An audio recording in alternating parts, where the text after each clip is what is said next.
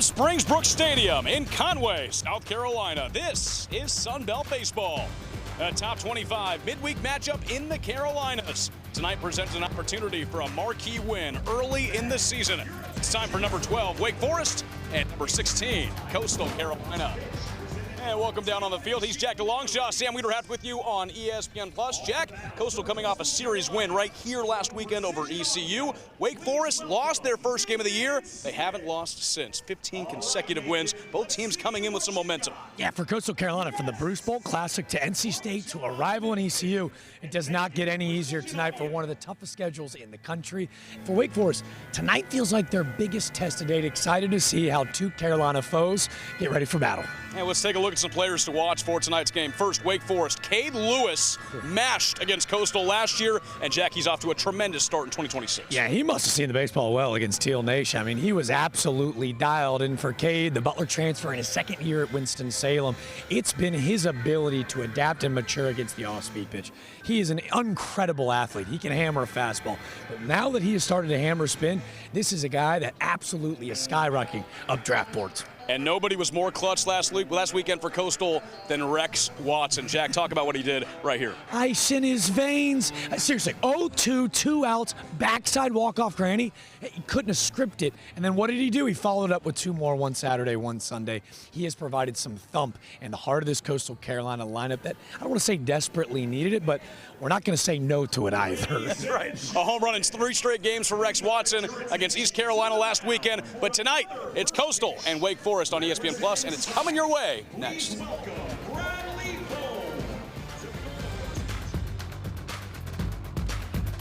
Evening from Conway, just about 80 degrees as we are just about to get this one underway.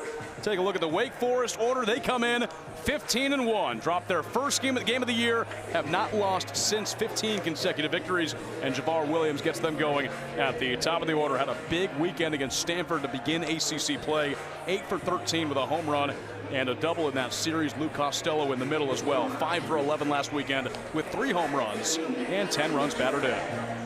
Sam, 5 hitters hitting over 300, 2 of which over 400. It's an impressive offense. And the Chanticleers will roll out the freshman, making his second start of the season. Daniel Parker from Hartsville, South Carolina, will start this game off for the Chants. 7 2/3 innings on the year, 5 earned runs. He's walked 4, struck out 5, an ERA of 5.87. He started against VCU on February 22nd.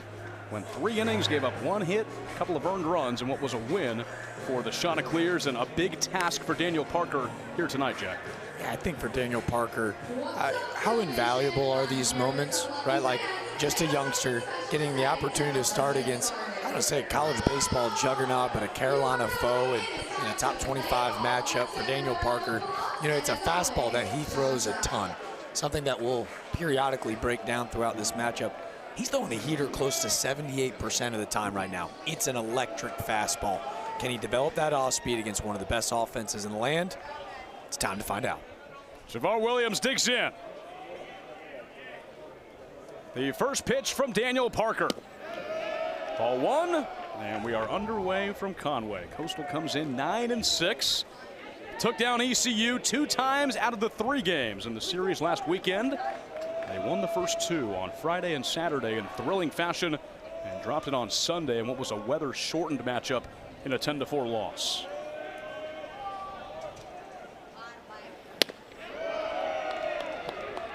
It's a mid to upper 90s fastball for Daniel Parker, but Jack, we talk about the command, the location is going to be really important for him this evening.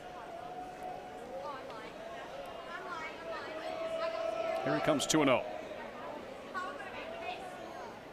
He starts off the first batter, 3 balls, no strikes. You can see right now, you mentioned command, Sam.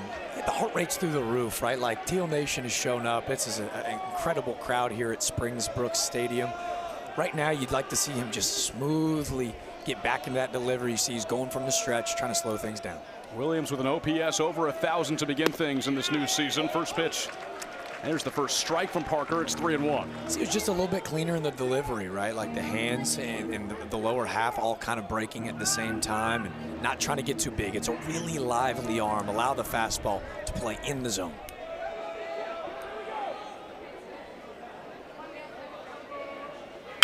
He swings away, line drive, one hop to Blake Barthol at second base.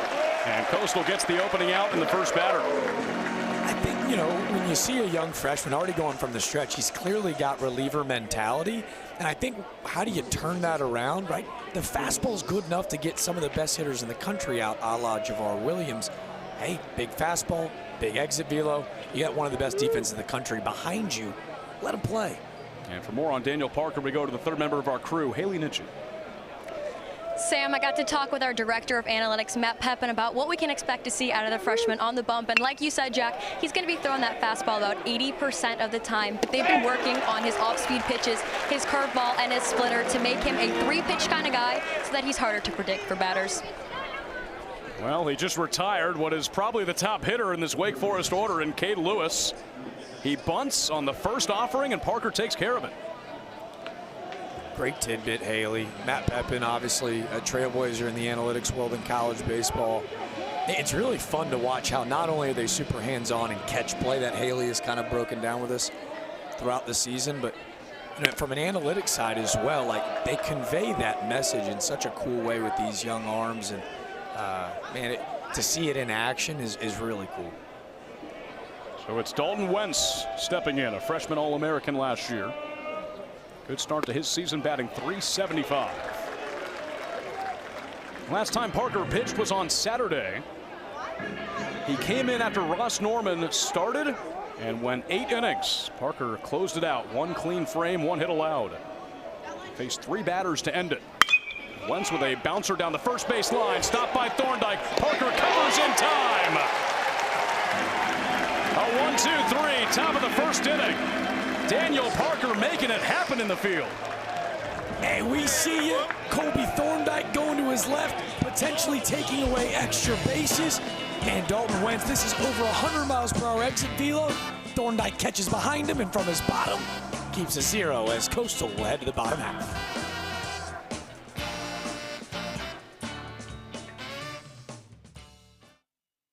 Batting for the first time this evening in the bottom half of the first inning. Dean Mijos leads things off, the top hitter in terms of average for the Chanticleers, batting .400 with a team-leading 24 hits. But it was Rex Watson last weekend that just went off. A walk-off grand slam on Friday. Go-ahead 3-run home run in the 8th inning on Saturday, and he followed it up with another 3-run home run on Sunday. You see him get the start in right field and batting in the cleanup spot for Coastal Carolina. For Wake Forest, they'll start the sophomore righty. He stands up at 6'5". Cam Bagwell will make the start. A 3.77 ERA, 14 1/3 innings pitched for him so far, 7 walks and 15 strikeouts. He's starting his 4th game of the year. Last pitched and closed out the game on Saturday against Stanford, went 1 clean inning for him. But Jack, a lot of hype for Bagwell coming into this year, one of the top starting pitchers in the entire country by D1 baseball. This was a big-time get out of the transfer portal. The former 2025 CAA Rookie of the Year. He was a second-team All-Selection as well. You understand what UNC Wilmington represents in mid-major baseball. You know this is a really prominent program. He opts to take his talents to the ACC. And I mean, he is a weapon, right? Like they're starting him in the midweeks right now because they've just got flamethrowers on the weekends. But his versatility throughout this year is why so many folks are so high on the Deeks. Mijos with a high chopper left side over to third, gloved by Wentz. And it's 2 pitches to take care of the Coastal leadoff batter. He saw a career-long 11-game hitting streak snapped with an 0-for-2 game on Sunday. And he did get on with a walk, and it turns things over to Trace Mazan, who has been out of the starting lineup for a few games and makes his return tonight as the designated hitter. A welcome sight for Coastal Carolina fans. Just a weekend away to try to get the body right for Mazan, the junior college transfer from Texas. He's just such a spark plug that when you think about all the pitching injuries that they've had to sustain, not having him against East Carolina and still do what they did offensively, this Coastal lineup has proved to be so deep. It's a really exciting sight to behold for Teal Nation to have 6 back in it. He came in late into the game on Friday and struck out. Also had 1 at-bat with a strikeout against NC State last Tuesday. His last start was against Ole Miss in Houston on March 1st. He went 2 for 5. He's just a gamer. Like, you watch his batting practice, the way that he moves. We talked about his versatility and where they can play him throughout the field. See him at short, see him at third, in the outfield. He's just a ball player. Like, he was born to play the game, and he's a lot of fun to watch played. He's a perfect fit in this lineup. 1-2. Got him looking. A breaking ball by Bagwell sits down Mazan for his first strikeout of the evening. And he's put down the first 2 batters for Coastal. Well, we had a little bit of a hezzy on all sides. You see Bagwell, there's that slider that he just paints it on the outer third. And they may have stole one behind the dish. This is a catcher that I'm really in love with his game as well. Jimmy Keenan, you can see really quiet with the glove. Maybe stole a pitch on the outer half. 2 up and 2 down. It turns things over to Blake Barthol. And he flies the first pitch the other way out to deep left field. Miller is tracking back on the warning track now. He makes the catch right in front of the wall. And turns back toward that Coastal bullpen as the first inning comes to a close. So Barthol just misses a home run the other way. Miller takes care of it, and the shots go down in order as we head to the second.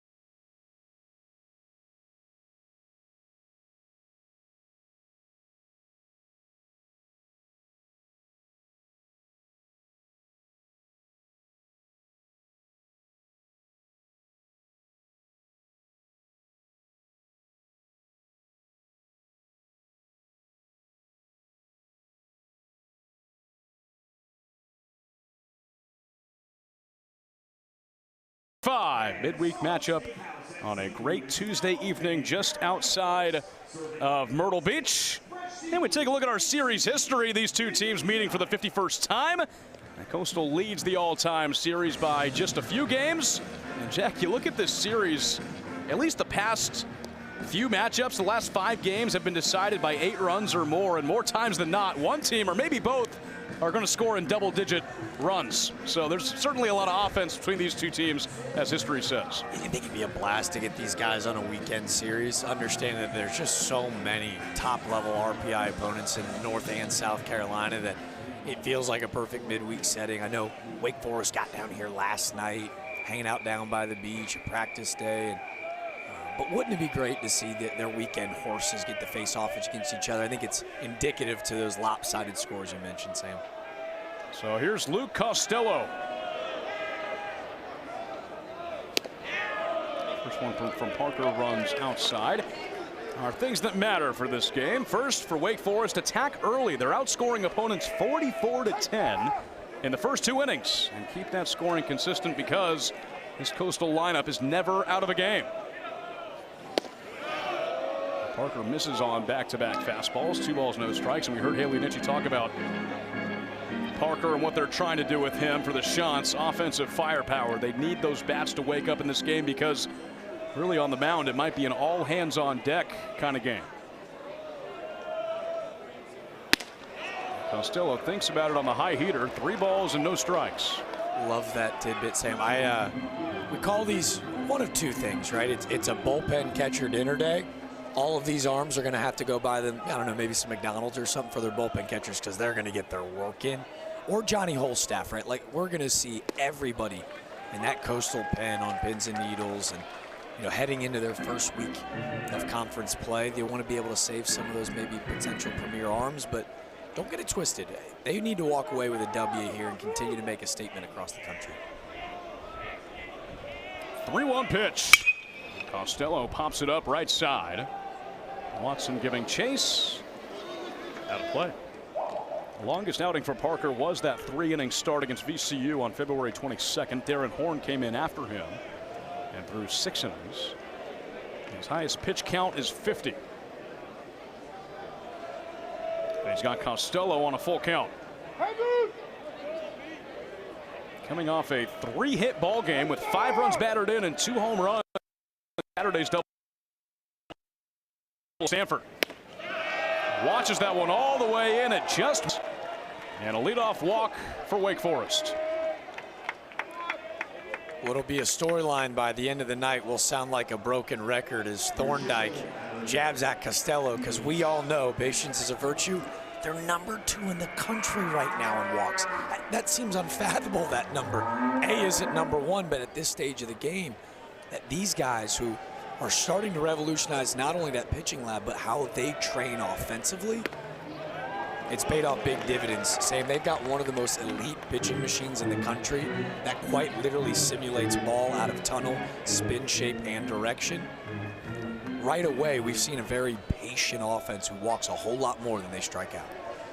They led the country in 2023, ranked 6th in 2024, and 2nd in walks last year.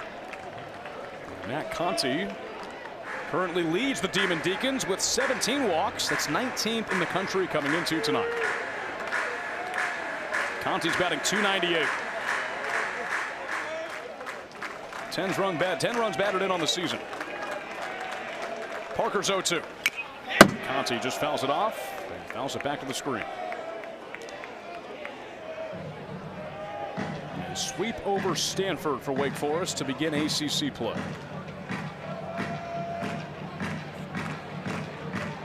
A 15-game winning streak is their longest since 2012. And tied for their longest under Tom Walter. 17-year head coach. He also won 15 in a row back in 2012.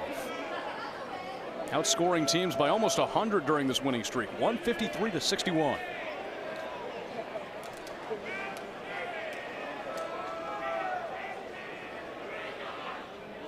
Oh, 0-2 on Conti. Breaking ball, and he got him swinging. Hey, there's that breaking ball that Mr. Parker said he was going to debut. It's still a work in progress. Looks like the damage is done. Check out the depth on this 12-6 breaking ball. And again, if you're Wake Forest, there's just not a ton of film on it right now because he hasn't thrown it. He's still trying to find that right grip. The intent looked really strong as he threw that breaking ball hard, but 71 miles per hour compared to that 94 mile per hour heater had Conti off balance. Jackson Miller pops up the first pitch right side. Thorndike back to the wall. It's foul. The Ole Miss transfer comes in leading the team with a .432 batting average. Just an insane start to the year for the sophomore. 16 runs batted in.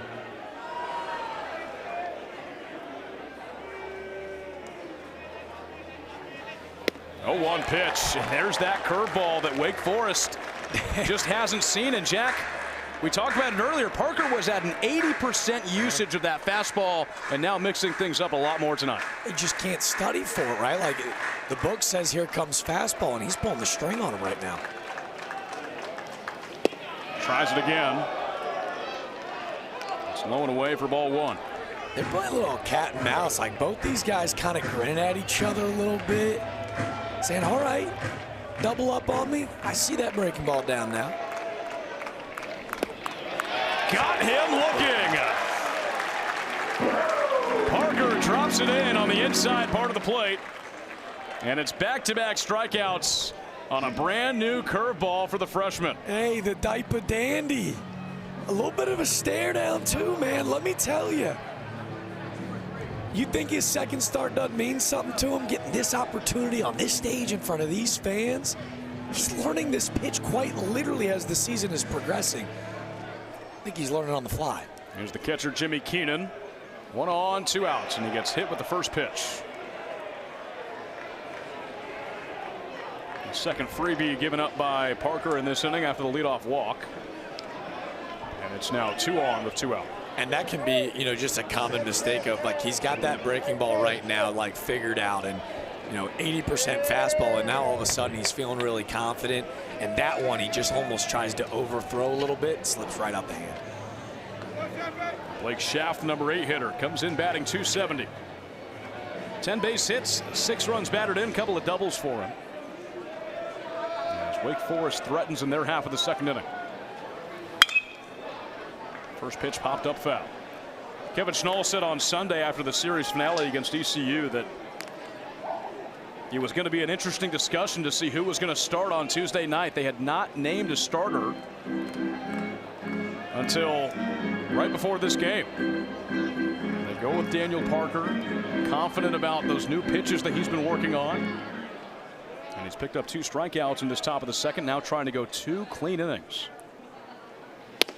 For fans that are just joining us, or if you hung out with us on Saturday afternoon, it was Parker that came in after Ross Norman, and he worked himself into a little bit of trouble, right? Norman with that leadoff walk, and I think the minute that he won the job was he got that ground ball double play to end the game, and you could kind of feel the pressure building for him a little bit, trying to close the door in that moment, and I think he's carried this right into this Tuesday start where they go, hey, we love the confidence of the young freshman. Can he flex that confidence against an ACC foe? He's got Schaff down 1-2.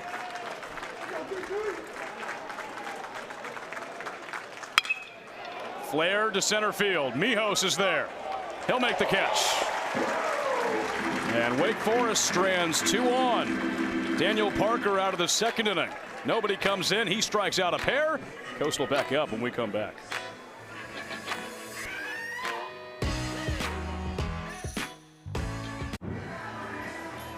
Rex Watson certainly had a weekend to remember against East Carolina. A grand slam walk-off to win it 10-6 on Friday. Finished it off with a backflip. And then on Saturday, tie game 1-1 in the 8th. Not anymore. Watson with a go-ahead 3-run home run. Coastal goes on top. They later win it 7-1. And then on Sunday, Coastal lost the game, but Rex Watson still made his mark with another 3-run home run in that game. So it's 3 straight games with a big fly. 10 runs battered in on the weekend for Rex Watson, and he leads it off for Coastal in the bottom half of the second against Wake Forest.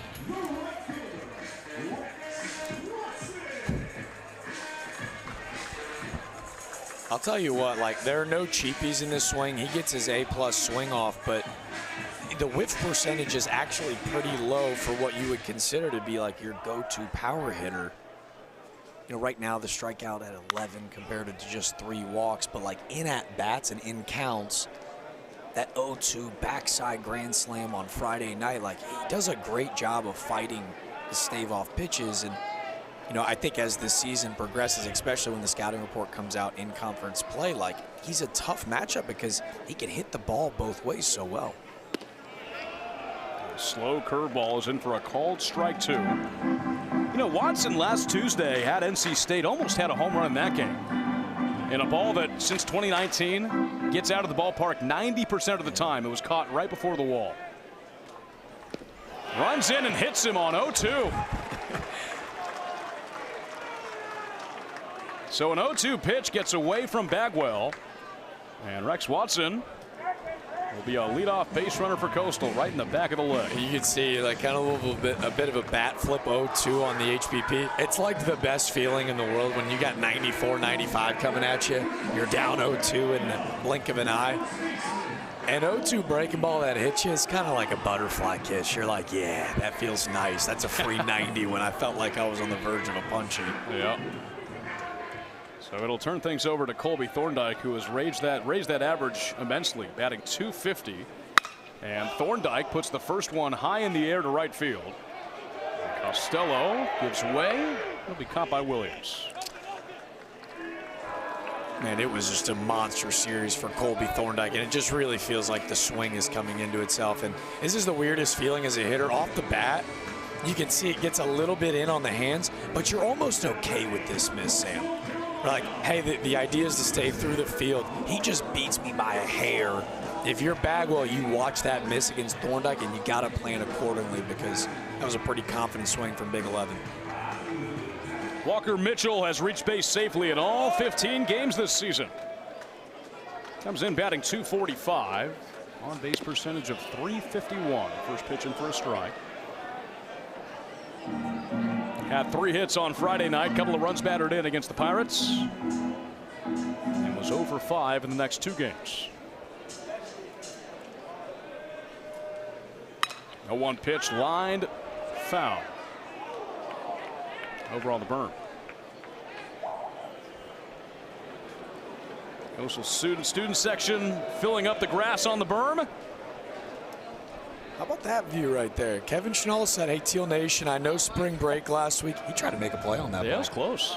Banana ball would have been pretty fired up if he caught that, right? Not how that works. And Mitchell takes it to left field for a base hit. The first hit for Coastal tonight. Mitchell pulls and got a good barrel on it to put runners on first and second. Good barrel. He feels like a walking barrel, right? Like, look at the extension through the zone. Everything is just so calm, cool, collected with Walker Mitchell, right? Whether it be in the field or at the plate. And right now, getting to talk with him pregame right after batting practice. You know, you go, hey, you see beach balls after another big weekend? He's like, nah, man, like, you're just trying to put the ball in play. And, like, that mentality in itself tells you everything you know about Walker Mitchell. It's now all 16 games that Walker Mitchell has reached base safely. First pitch in for a strike on Braden Horton. Got the start on Sunday against East Carolina. 1 for 2 with a base hit. He's 3 for his first 10 as a Chanticleer, the transfer from Oklahoma.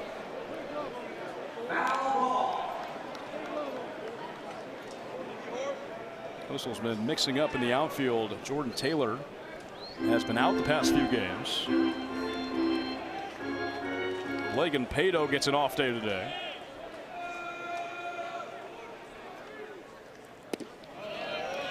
Ball and 2 strikes. They're just so deep in the outfield. Like, we could go softball formation and play all 5 outfielders. This offense would be ridiculous. But, you know, the Oklahoma and Liberty transfer, Braden Horton making the most of his opportunity. There's a lot of guys battling for playing time. Horton is one of those. Rex Watson, who right now feels pretty solidified to be in the lineup every day. Him and Pato have been switching off in right field. Pato's played a little bit of left and center. 2-strike pitch. Horton takes strike 3. A punch out for Bagwell, his second one tonight, and there's 2 away. This is filthy. Usually, you know, left-handed hitters see spin out the big righty's hand a little bit easier, but at Bagwell, with how long and wiry he is, and look at the depth of that breaking ball. Like, it just kind of buckles him, right? Because he can throw 2 different, right? Like, you got the slider, we got the 12-6 guy, and he just drops that in. Heck of a pitch, Bagwell. Back-to-back games with home runs for Bryce Eastep. Saturday and Sunday. First one runs up high. He went deep on a 2-run shot in what was a big 8th inning for the Chanticleers. They scored 6 runs in the frame, 2 of those from Eastep, and a solo shot on Sunday. 3 career home runs, 2 of them hit over the weekend. Rex Watson, obviously, rightfully so, dominates the storyline. Talking with Coastal Carolina going into today, that felt like the most passionate we saw the Chanticleers. Like a guy that bought and waited his time behind Caden Bodine. He loses the position battle going into the season to Dom Tazi. And for Eastep in that moment to step up, and he gets, you know, this chance as a pinch hitter to leave the yard. Not only did this place go bonkers, but to see the reaction of his teammates, it tells you what kind of leader they have in their junior catcher. He's only had 9 at-bats, 2 home runs, but look at that OPS. Over 1,300, the average at just 222, but those 2 home runs certainly help him. He pops that pitch up. Keenan, the catcher, will watch that. Fall into the teal seats. Oh, you know how much they trust their junior backstop? 3-0 green light? 3 homers on his career, 2 in the last 72 hours. I guess that earns you the right 3-0 to get your grade A hack off, huh, babe? Yeah. Both home runs for him going to left field. 3-1 hitters count, 2 on, 2 out. Walked him. And Coastal Carolina has loaded the bases for Ty Barengo. There's been 2 grand slams hit by Coastal this year. One by Rex Watson on Friday. The other earlier this year against VCU by Ty Barengo. Barengo, who's really taken hold of that shortstop position. They played 4 guys at the spot, but his glove has just been so special. If they can continue to get his bat going, this would be a heck of a moment to prove it. First one misses low and away. And talking with Demon Deacon head coach Tom Walter, he said the goal for Bagwell right now is to throw that fastball more for strikes. That's what they're really looking for out of him. A little off location here in this bottom half of the second. There's a fastball in for a called strike at 92. Well, it's a heater up to 96. He's actually, that fastball's at a 66% strike rate, right? Like that tells you that he's actually close to the 90th percentile with that fastball location rate. But Wake Forest has got different standards, right? And now he kind of finds himself behind the 8 ball. High and tight on Barengo. He started the last 4 games. He hit in 3 of them, went 1 for 2 against DCU on Sunday. Drew 2 walks on Saturday. Friday, he was 1 for 3. 2-1. Barengo flies it the other way, foul. Coastal looking to get on the board first. They are 7-2 and being the first team to score this season. Looks like right now, too, Bagwell's got great control over that cutter, which is what we just saw 2-1. If I'm Barengo, you're setting your eyes to right field, maybe sit on that cutter again. 2-strike pitch. Barengo, line drive to right. Costello coming in. He won't get there. Watson's in. Behind him is Mitchell. A 2-run single by Ty Barengo. Coastal strikes first.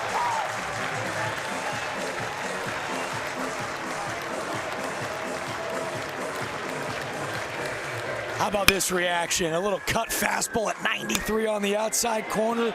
Doesn't get too big. Gets the job done. What they say here in Teal Nation? Schnallball? Death by 1,000 cuts. Get him on, get him over, get him in. And the shot to clear is in Teal Nation. The Palace is buzzing. They strike first. Barengo from the 9 spot gets the job done. RBIs number 6 and 7 for him.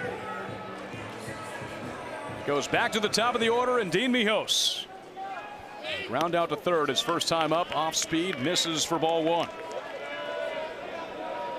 And that's got to feel good for Daniel Parker as well, the freshman starter, now with some run support early in this game. Off goes Barengo for second, slow ground ball by Mijos. Bagwell to first, inning over. But Coastal and Ty Barengo get the first 2 runs of this game. A line drive single the other way. Shot clears on the board. 2-0. We go to the third.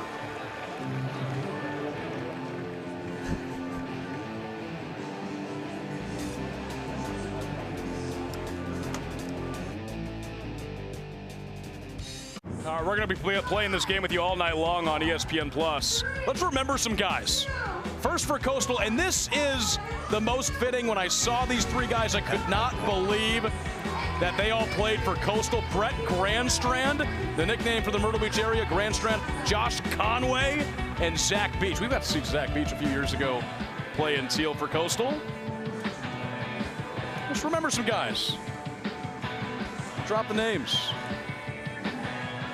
If you've got him, Sam's on Twitter. He'd love for you to blow up his feed and let you know I'd love nothing more. Your favorite random Coastal Carolina player. 2 thoughts come to mind. We got to bring those vests back.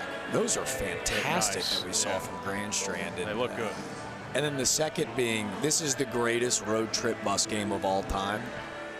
A little Harmon Killebrew. You go Harmon Killebrew, I go Ken Griffey, then you got to go with a guy that starts with the letter G. Yeah. Just baseball guys doing baseball stuff. Kill some time. J.D. Stein leads it off for Wake Forest in their half of the third. Coastal has gotten off to an early lead, a 2-run single by Ty Barengo. Stein, the number 9 hitter, and then it goes back to the top of the order with Williams.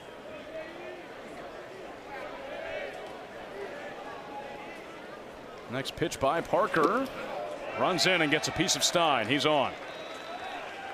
The second hit batter of the evening by Parker. So often talk about winning the zero battle.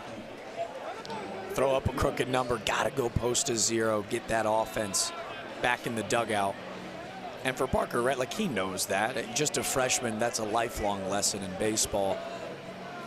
But it does come with this added pressure of saying, hey, like, second time through the lineup, you know, the plan of attack changes a little bit. He's got to be really sure that he executes against a dangerous top of the lineup for the Deeks. Seeing Parker for a second time. Williams 0 for 1, a ground out to second base. Coastal getting that single by Barango with 2 outs. The shots in the first 2 games against ECU on Friday and Saturday were 9 for 26 with 2 outs as Williams puts one down foul. They batted .346 with 2 outs. 10 of their 17 runs in the first 2 games of the series came with 2 outs on the board. They're flexing. That offense is like our fans out in left field near the Bud Light tent. But it has been a difference maker for them, right? It's also been a part of their DNA over the last decade. Parker turns back and throws to first. A couple of names coming in from K-Boggs. Rico Noel. It's a good name. Elite speed. College baseball enjoyer says Zach Bierman. The ball gets behind E-step. And Stein will get to second base. Great dirt ball read. J.D. Stein, just a freshman, but Tom Walter told us before the game, they're like, dude, his IQ, right, like really physical and toolsy, smooth with the glove. That's why he's won the position at short. His IQ on the field is next level. A runner in scoring position for Wake Forest. 3 balls and a strike on Williams. Bierman was good. How did we miss that one, by the way? Well, that was just the first round. I know. Oh, that's a good point. We got 3 guys out of an entire program. Plenty of time. It's only the 3rd inning, Jack. Getting ahead of myself. 3-1. Williams is on with a walk. So a tough start for Parker. He walks his second batter of the evening. And Bryce Eastep will talk to Parker to get things settled down a bit. Coastal does have already a lefty warming up in the bullpen. I'll tell you, Sam, unlike my trivia and name game skills, I displayed no patience. Unlike Javar Williams, that's his 15th walk already this season to just 9 strikeouts. He's been so good at the speed. He's put on like close to 15 pounds in the offseason, plus the discipline at the plate. He's been a dog. It's Colby Richardson warming up for Coastal. Here's Cade Lewis. Off-speed pitch is flown to left field. Horton running right by the line. By the wall, he has just enough room to put it away. With his right hand on the guardrail. A big first out for Daniel Parker. They've taken care of Lewis twice today. Lewis, who's become one of my favorite hitters in the country. That's a beaut of a breaking ball. We told you that Parker's really developing this week. Horton navigating that catty corner and left does a good job pulling it out number 1. Lewis has earned it, but you're a little surprised after the HBP and the walk that he wasn't a bit more selective on trying to hunt a fastball low. I think it was a good pitch to hit. It was a breaking ball that he was just a bit behind and popped right up. Yeah. Hey, mound visit, 0.1, Bryce Eastep behind the dish, though. It's Wentz. That one almost gets a piece. Eastep throws to third, and they got him. Stein is thrown out at third base for the second out of the inning. What a read by Eastep to quickly get up and fire it away. Kevin Schnall takes a lot of pride in these backstops. Pick it like a booger. We see you, Bryce Eastep. It's another phenomenal dirt ball read by J.D. Stein. What he didn't take into consideration is that Bryce Eastep, a vacuum cleaner behind the plate. And Wentz pops up the next pitch. Walker Mitchell in foul ground. Puts it away. Wake Forest threatens. They get runners on the bases, but nobody home. And it's 3 clean innings for the freshman, Daniel Parker. Coastal leads 2-0. Sparks Toyota is proud to be a Chanticleer through and through.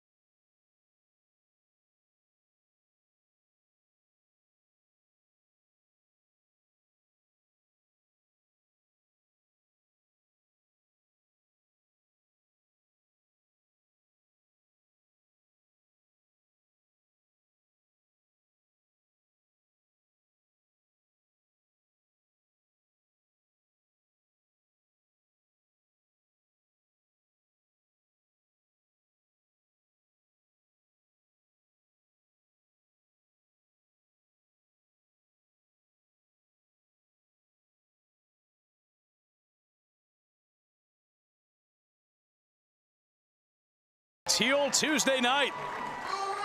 There's Chanticleer's lead at 2-zip. Bottom half of inning number 3. A top 25 matchup. Wake Forest comes in on a 15-game winning streak, number 12 in the country. Coastal at number 16. They took down ECU 2 of the 3 games last weekend.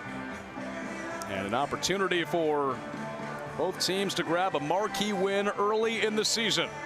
It'll be Mazan, Barthol, and Watson, 2, 3, and 4 coming up in the bottom half of the 3rd. But Jack, how about Daniel Parker and this Coastal defense taking care of Wake Forest early?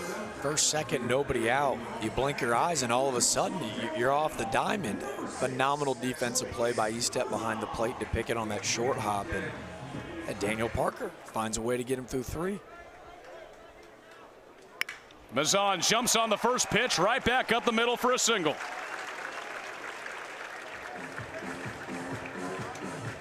He's back in the starting lineup. He struck out looking the first time. That time he was right on it. I just love the swing, right? Like we talk about a timing mechanism. It's not a huge leg kick. It's just kind of a hover and hold, right? So he's able to sink into that back hip, Sam. And then like a rubber band, when that front side gets down, it's what allows him to hit breaking balls and fastballs at the same clip. Everything goes at one motion, right? And the approach is middle. Perfect leadoff for the Shants. 0-1 to Blake Barthol. Last time he faced Wake Forest a season ago, a 1-for-4 ball game with a couple of runs battered in. You go back around this time 2 years ago, and Barthol was just on an absolute heater. And Rex Watson, who's coming up next, is actually the first Chanticleer to homer in 3 straight games since Blake Barthol did it, from March 8th to the 15th 2 years ago. 5 straight games with a home run. In that span, he hit 8 home runs. Off goes Mazan, and Barthol takes it to right field. That will drop. Mazan speeds around second, now goes back to the bag. He's safe.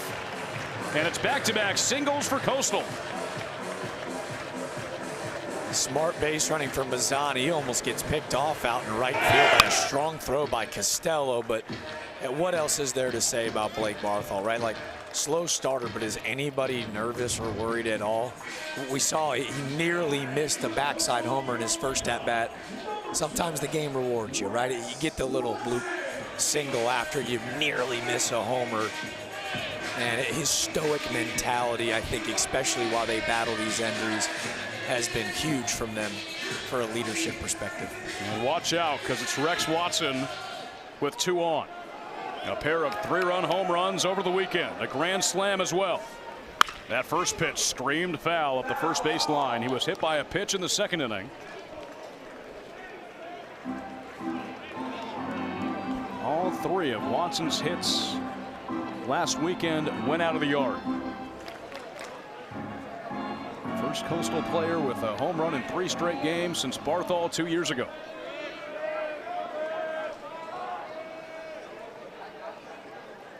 Oh, 1.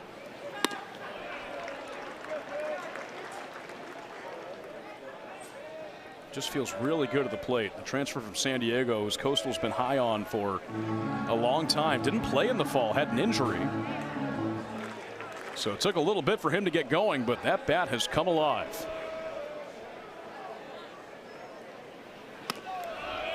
Being careful with him. 2 balls, 1 strike. Former West Coast freshman team selection. He was an all-second team selection at the conference level too. 295, 13 homers. He led that really talented San Diego team with 60 runs batted in. Kid's got a flair for the dramatic. Ground ball. Picked up at second base by Schaff. To second for 1. Back to first. And Wake Forest turns 2. 4-6-3. That was a hard-hit ground ball by Watson. And this ball's peppered it. I mean, it gets on Schaff at the last second where you can see right over the heart of the plate. Bit of mistake, but watch the glove work. You see how he was able to flip it over in the last second. And much needed 4-6-3 double play, but almost got in a little bit too quickly on the hands of Schaff. He did a good job of flashing that leather, trying to get out of here by posting another 0. Thorndike 0 for 1. He popped up to center field. Taps the first pitch foul. Bagwell came into this season the number 49 starting pitcher by D1 baseball. Last summer spent some time on the training camp roster for the USA Collegiate National Team.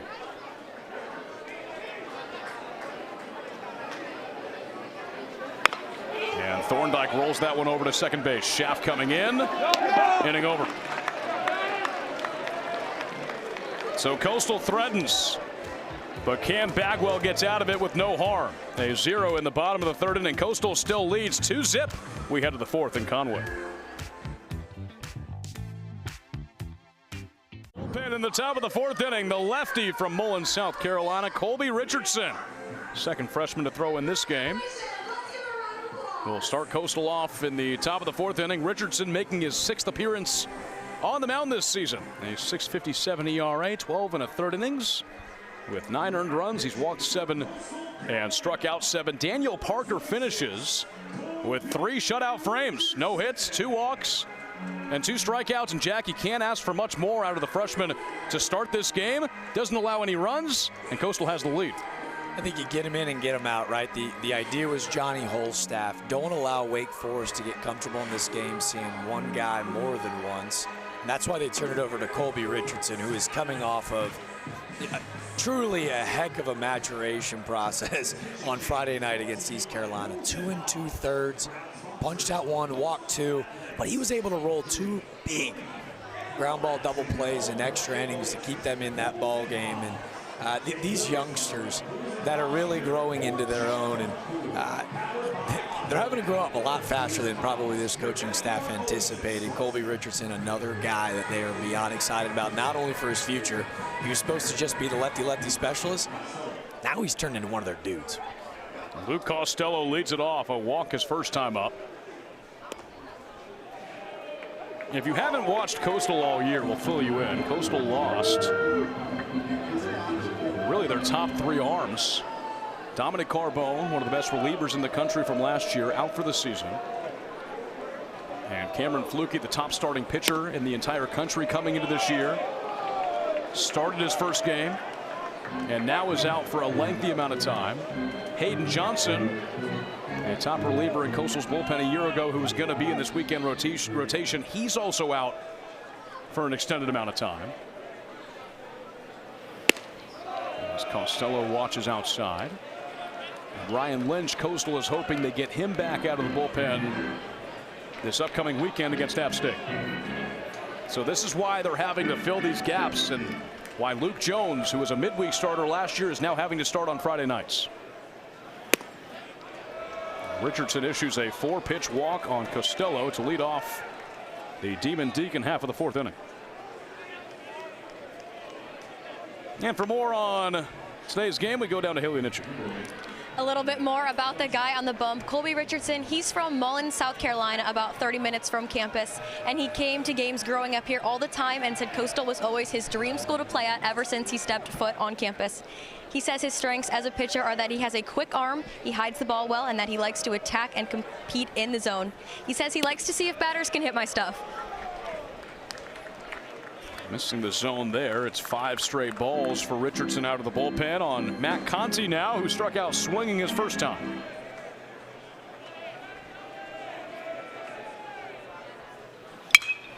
Popped up. Right side and foul. And Jack, we knew this going into tonight, that it was, like you talked about, going to be a Johnny Holstaff kind of day where we're going to see many different arms for Coastal coming out of the bullpen. And Richardson gets that first call.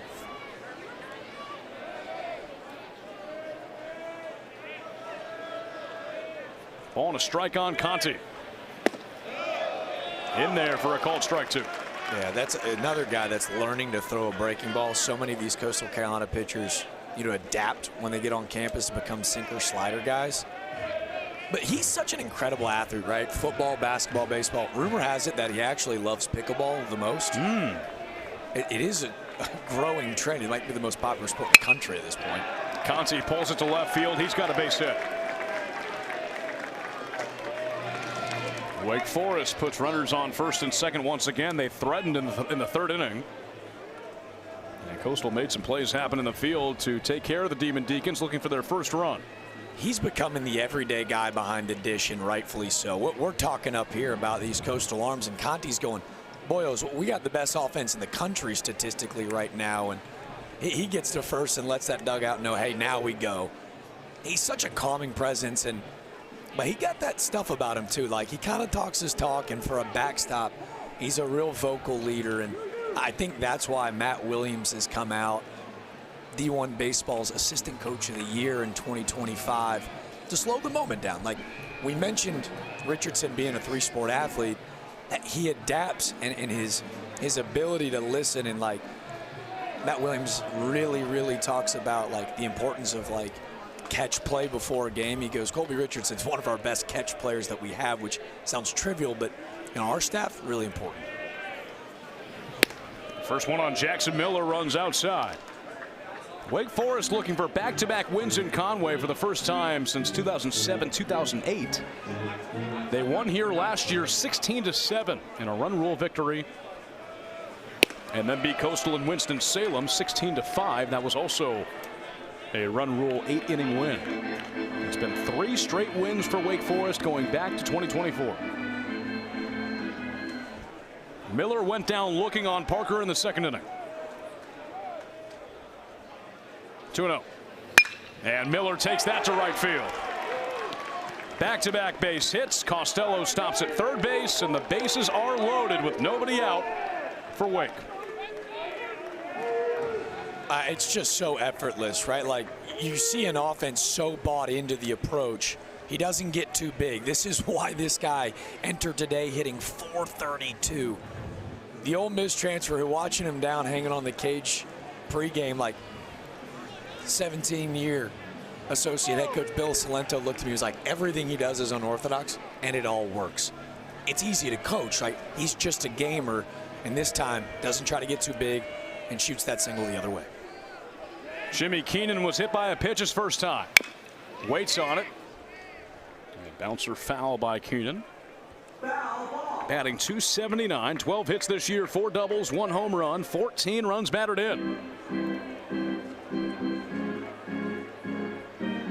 Wake Forest looking to capitalize.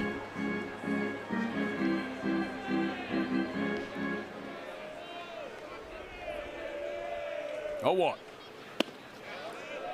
It was a trend for Wake Forest this past weekend against Stanford. The Cardinal got a lead in every game. They started off scoring first in each of the 3 games, and Wake Forest had to come back in all of them.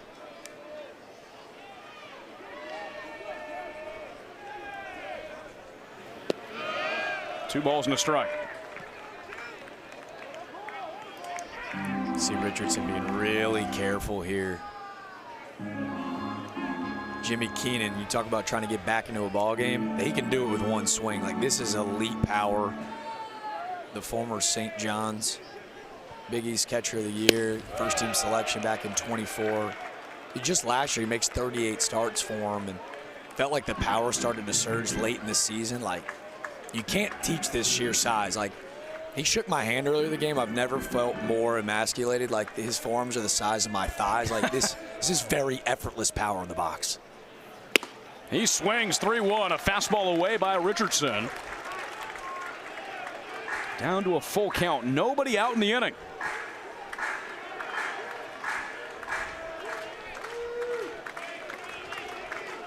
A 6-game hitting streak for Keenan.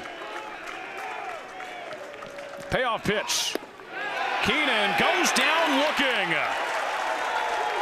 That is a big time punch out for Richardson. First out of the inning. It might be a little catcher on catcher crime. Wake's bench not in love with the call, but Bryce Eastep, man, working from ground up, able to steal a beautifully painted changeup at the bottom of the zone from Colby Richardson. 3-2, they don't give in. And this, I mean, you see it. Watch him pronate and that pitch just fall off the table. Catches the corner and a must strikeout spot. Richardson gets his guy. Schaff 0 for 1. First one line foul. He flew out to center field in the 2nd inning.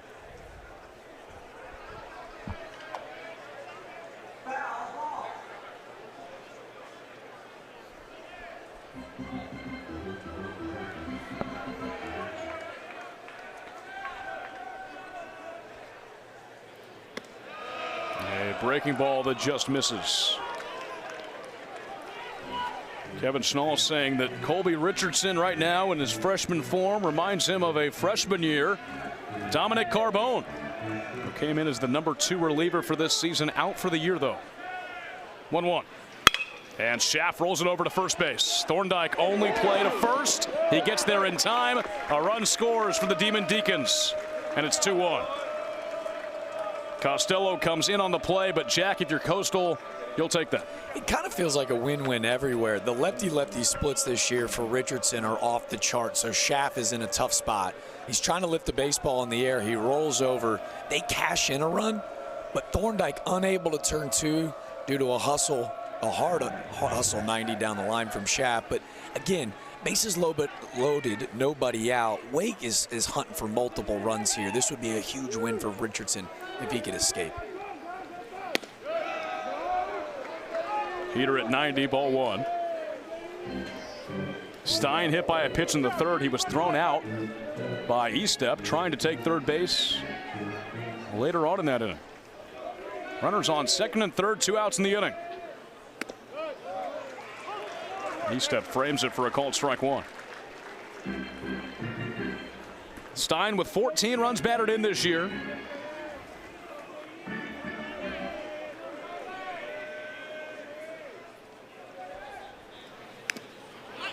This is a Wake Forest team that scored double-digit runs in 2 of the 3 games against Stanford. 7-4 win in game 1, 12-9 in game 2, 14-10 in game 3. Richardson has him down 1-2.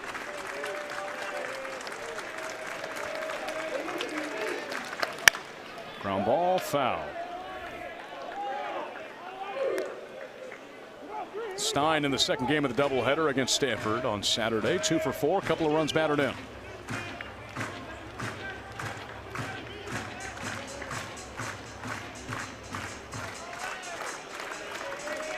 Two-strike pitch again by Richardson.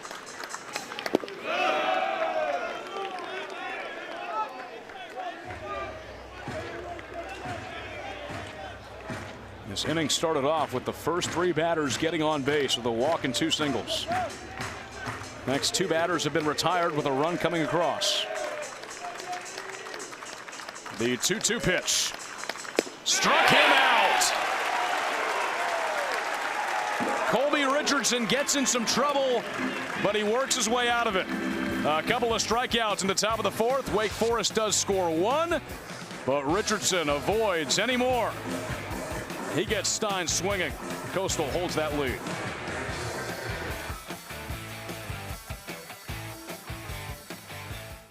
That are tough to not remember for Wake Forest. Alan Dykstra, Tommy Hawk, and Gavin Sheets. Of course, Tommy Hawk's brother, Austin Hawk, on this Wake Forest roster. Dykstra and Sheets feel like, you know, if you're a common frequenter of the couch, those are easy ones. But Tommy Hawk still maybe my favorite, most underrated player on that 23 squad that made that magical run in Omaha. He was like the dream leadoff guy. Like, I think he punched out less than double-digit times all year. Flew around the diamond. Like, he was must-watch television at the Chuck. First pitch runs outside on Walker Mitchell, who singled and came around to score in the 2-run second inning. Wake Forest has had 9 first-round picks since 2020. Their most recent, Merrick Houston, last year 16th overall. And for a strike on Mitchell, a ball and a strike.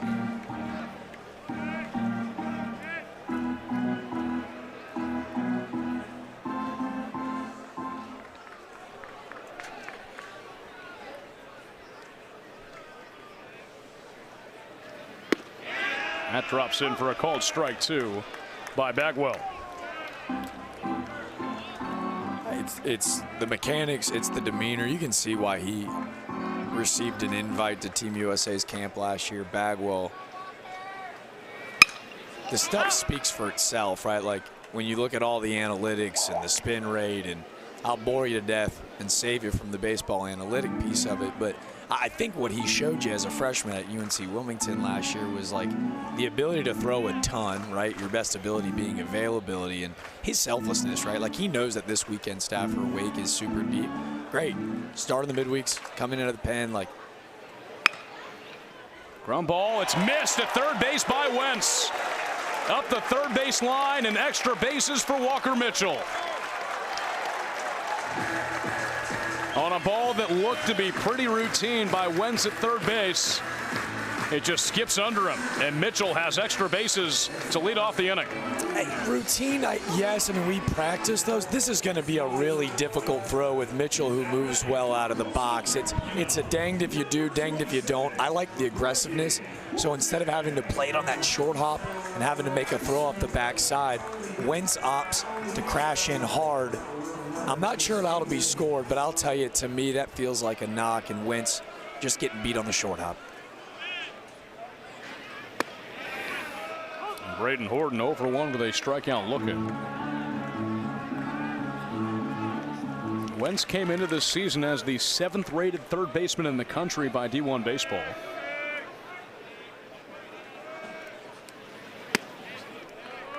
And Jack, you're right, not an easy play at all, but the way that he was moving toward it made it look easy.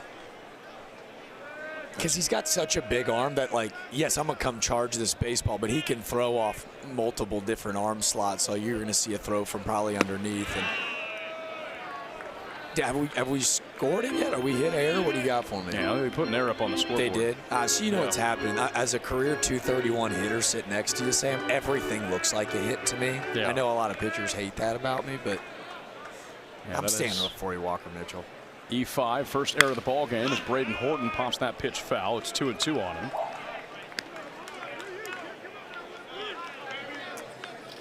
You're a little surprised, especially knowing Coastal Carolina, like, runner on second, nobody out, that Horton didn't put out a bunt. I think that's how much they love the lefty bat, that a ground ball to the right side gets the job done. They trust the Oklahoma transfer.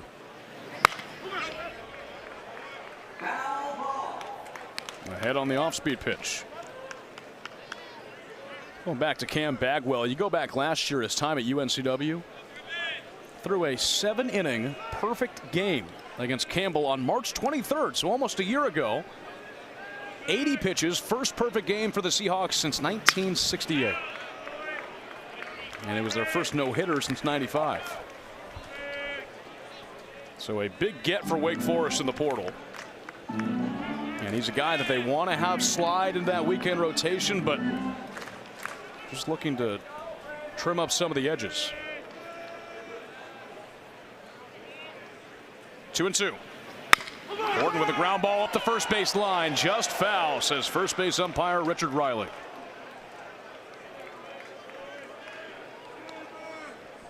And Horton almost with extra bases here, just foul by a few inches. I love the Superman dive from Lewis over at first, though.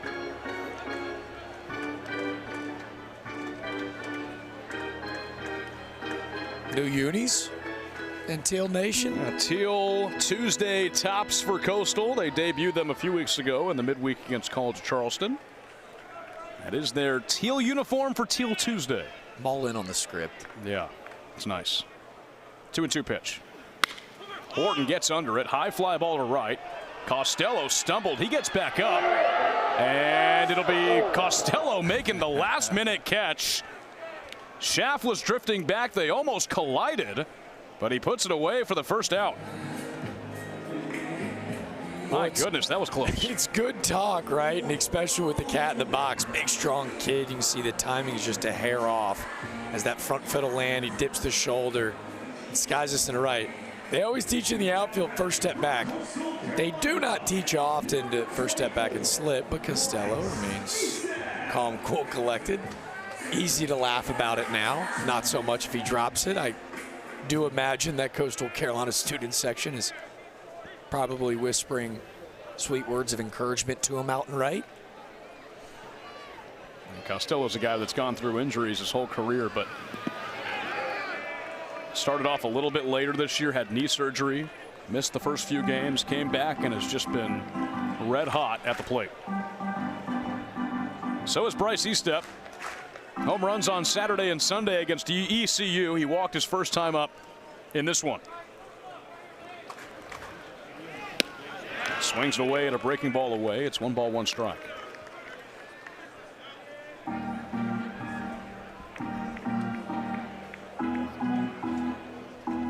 Looks like Bagwell usher into that Wake dugout, like wants to start pitching with some pace. He wanted that pitch com message relayed in a bit faster.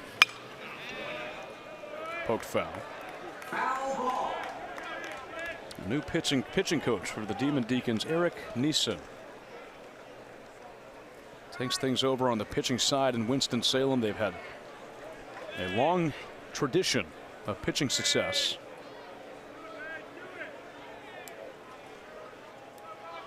A 1-2 pitch. Estep reaches outside, strike 3. He fired up about that one. This slider slides right off the table. And this is that big sweeper where, you know, he'll tunnel it with that cutter, and that's where he gets a ton of swing and miss. He just starts this on the outer third. Estep sitting cutter. No shot out there. Ty Barango knocked in 2 runs on a single in the second. He comes up in another RBI opportunity with Mitchell on second base. First pitch runs outside for a ball.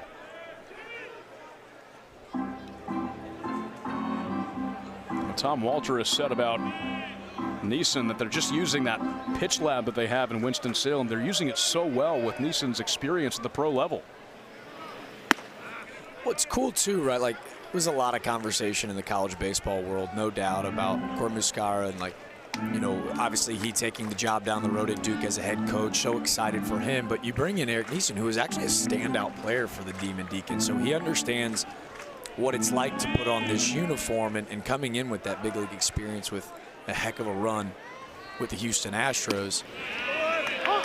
He's almost like completely bought in on just player development, right? Whereas now Moose at Duke loves the recruiting. And I think with Neeson, because they've hired folks like Dan Valerio from the Tigers as a scouting and recruiting guy, like he gets to just solely focus on pitching.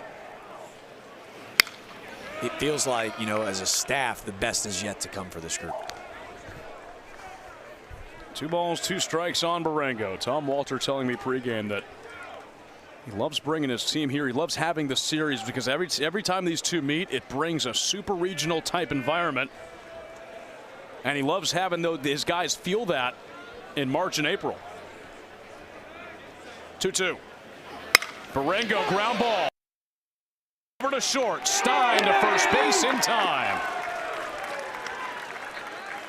He makes the play to end the inning.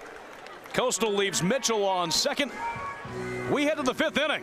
It's a tight one in Conway. 2-1 shots.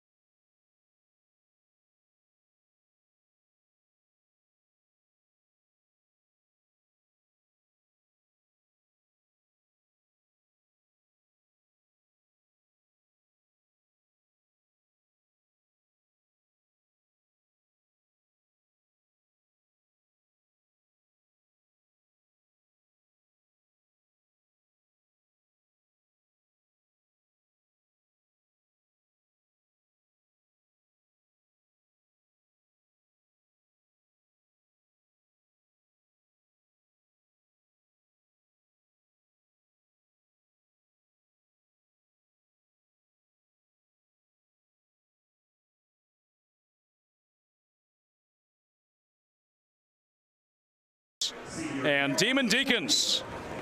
And we take a look at Coastal's bullpen and the usage since Friday and kind of what they have to work with coming into today. Scott Doran, who they said they'd love to have coming out of the bullpen like he did last year.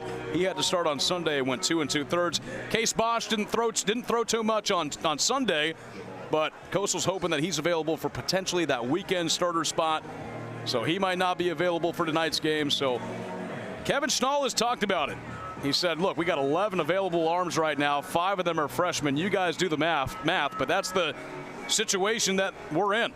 And they're just having to patch some things up right now. But Daniel Parker and Colby Richardson holding things down. Just one allowed to this dangerous Wake Forest team as we enter the top of the 5th.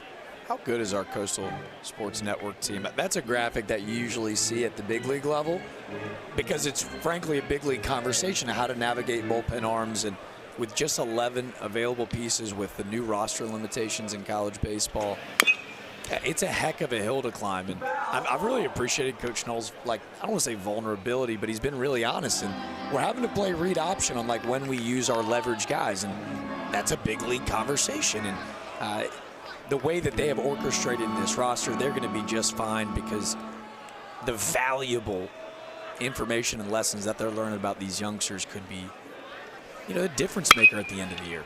Sharp ground ball that sneaks through into right field for Javar Williams. He's been on twice now. A walk and a single after going 8 for 13 last weekend against Stanford. Man, his improvement from season to season on campus is everything that you need to know about the player development piece at Wake Forest. He plays the game with such joy. Something that their coaching staff has been really impressed with, enters today hitting .373, is the rhythm in his swing. When he first arrived on campus, the mechanics were a little bit spotty and it was piece by piece. Right now, he's found a really nice flow in the box where the hands are really free. the bat heads in the zone for a long time, and he's been able to pepper the ball to both sides of the field. Cade Lewis has been silenced his first 2 at-bats. A ground ball back to the pitcher in his first at-bat, and he popped up to left field in the 3rd inning. A 1 pitch hit the other way underneath Mitchell. So he's got a single. Runners on 1st and 2nd to begin an inning once again for Wake Forest. And that was just a tough play that Mitchell was going to have to make. It gets underneath him for a base hit. Well, he's in and over because we've already seen Cade Lewis try to put a bunt down today. And this time they just beat the shift with, again, another perfect backside swing. Doesn't catch a huge barrel, but you can see the approach was middle backside, and they're just trying to pass along the baton and build out a big inning. Wake Forest has led off the last 3 innings with runners on 1st and 2nd and nobody out. They've gotten just 1 run across as Dalton Wentz comes up 0 for 2. A ground out to 1st and a pop up to 3rd.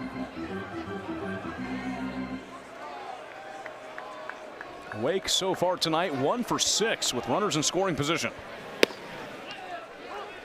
A ball and a strike on Wentz.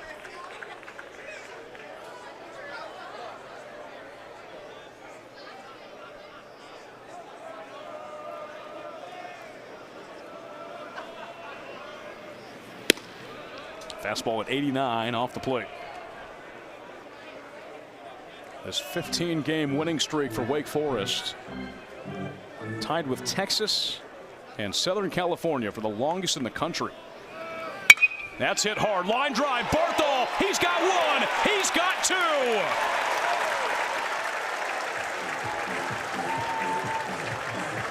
Perfect place and the perfect play that Coastal needed for 2 outs in the top of the 5th. This ball is peppered, and Barthol, who was holding Javar Williams, who, again, remember, Javar Williams 16 of 17 in stolen base attempts.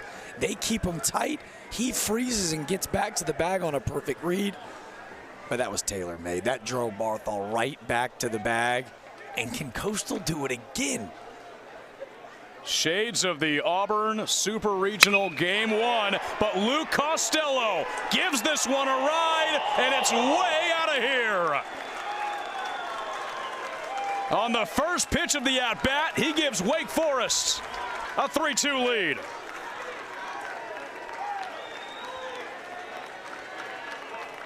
That ball was smoked. Yeah. Home run number 7 for Costello. I'll tell you, I think for him, you mentioned the battle of injuries. He had 10 homers a year ago. This is already his 7th. Look how connected and compact that swing is. Leave the ballpark? How about leave the yard? Luke Costello, a sophomore who's gotten the chance to play with his little brother. Little bro was a big-time draft prospect. The Deeks were able to get him on campus, and it feels like the Demon Deacons are feeling that brotherly love because Luke Costello hit over 400. RBIs 22 and 23. Give the Deeks their first lead on this Tuesday night. That goes 382 feet out of the ballpark to left field. His 7th home run of the season. And Costello now with 23 runs batted in. And Jack, how big is that line drive double play to Barthol? It takes 2 more runs off the board, and maybe even more important, still a goose egg in the out category here in the 5th. Richardson gave you so much on Friday night. He was able to evade traffic just an inning ago, and this top of this Wake Forest lineup has been as good as anybody across the country this year. They finally get theirs. And now Matt Conti hits one deep the other way. Watson back on the wall, and he puts it away. A leaping grab right in front of the fence for the 3rd out of the inning. But Wake Forest takes their first lead of the night. A 2-run home run by Luke Costello out of the ballpark. And it's 3-2 Demon Deacons.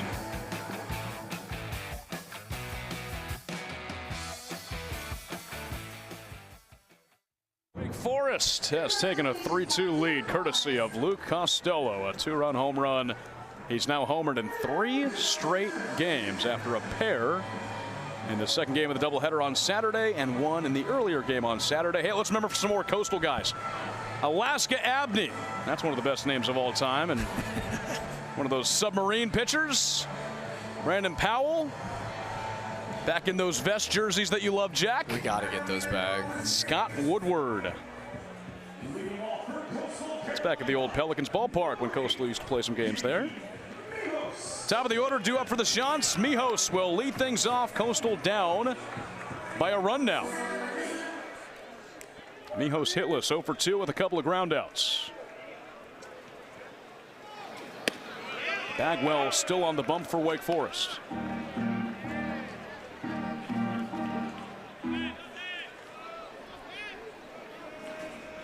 Four hits allowed. Those 2 earned runs on the single by Barango in the second inning.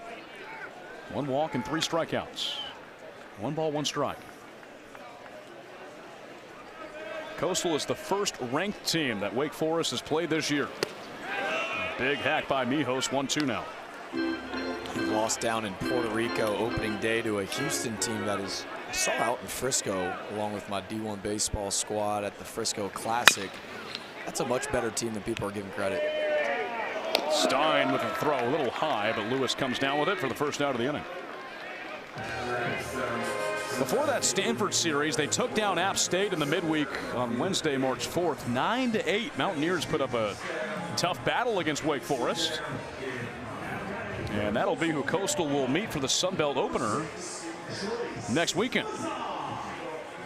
Or this weekend, I should say. Wake Forest. Well, buckle up. Number 20 Florida State rolling into the couch. I'm not sure if we can get that live stream up early, but I think I'd really appreciate seeing Miles Bailey and potentially our boy Luke Costello with a little home run derby pregame. I'm not sure if we've ever had that happen before, but I'd sure appreciate it. That'd be fun. Ball and a strike on Mazan, who's 1 for 2. Maybe we get. I mean, these two teams are meeting 2 other times this year. Let's get Costello and Rex Watson for a home run derby. All in. And Mazan, how about this? Deep left field. Miller right in front of the wall. Just enough room. The ballpark barely holds it. And it's the second out of the inning. Well, that would have just been too poetic. We're talking home run derby, and Mazan, again, the swing is so good, but you see that slight hitch where he lands just a bit early and the hands leak for a second. That's just enough for him to catch a bit underneath this baseball. And the Palace holds it as navigating up against the wall. Jackson Miller does a good job of holding and pulling it in for out number 2. Bagwell's only 1-2-3 inning was the opening frame. Barthol's 1 for 2 with a single. He also had a deep fly out that was caught just before the wall by Miller in the first inning. 2 other meetings between these 2 teams. It'll be April 7th in Durham. And then April 14th in Winston-Salem.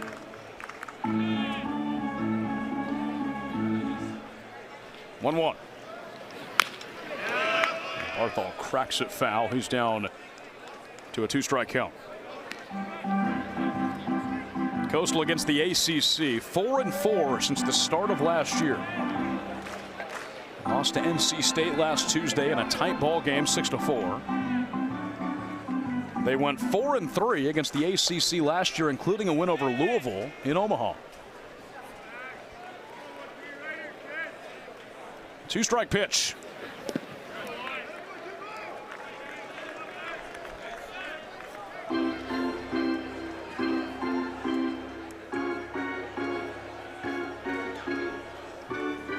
Bagwell looking to get through 5. A touch high. Home plate umpire Matthew Carnahan doesn't give it to him, and it's a full count on Barthol. And you see he's laboring. He's built up a lather here in the 5th, and that's that cutter, right? Not as much break as the slider. They think they steal it at the top of the zone. And Barthol works out a walk.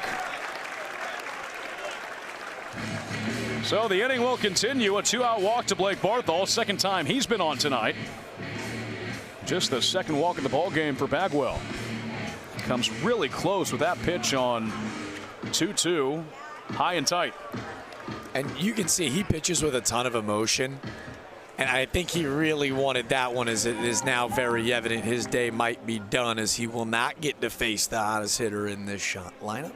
Rex Watson again for a third time. Well, this is going to be a tough matchup because of what Rex Watson has done in the past 3 games. So Wake Forest will head to the bullpen. It's a new pitcher when we come back.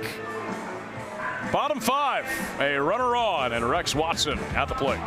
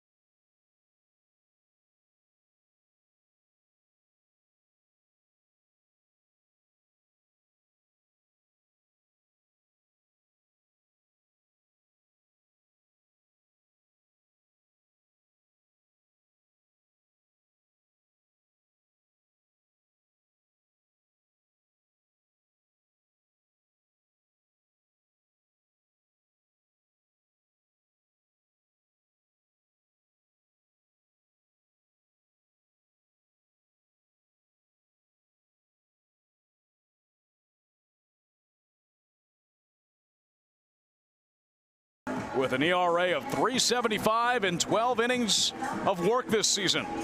A 2-out base runner in Blake Barthol, and Wake Forest goes lefty-lefty with Rex Watson at the plate. And it's an electric arm. They go lefty-lefty to go get their guy, and his splits are really telling. Like Bowie against righties this year, opponents hitting .246, lefties just a .156. It's a fastball that we'll see from 93 to 95, a sinker slider.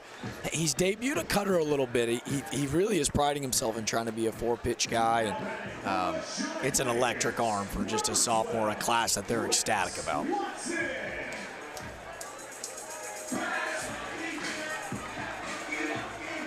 Watson has been hit by a pitch in the second, and he grounded out into a 4-6-3 double play in the third on what was a hard hit ball. They pick back over to first.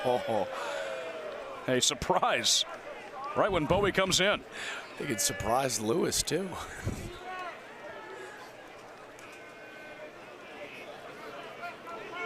So Watson has done the most damage in this Coastal order as of late. 10 runs battered in last weekend. The first offering. Late on the fastball at 96. Yeah, it's a lot of moving pieces. It's organized chaos, right? That's 96 getting down the hill. He's touched 98 this year. And he's just going best on best. I expect him to challenge with more fastballs at the top of the zone. Remember that backside granny that Watson hit was against a slider. He goes back-to-back fastballs. That one at 97. The velocity, certainly a highlight of this Wake Forest pitching staff that Tom Walter feels so good about early in the season.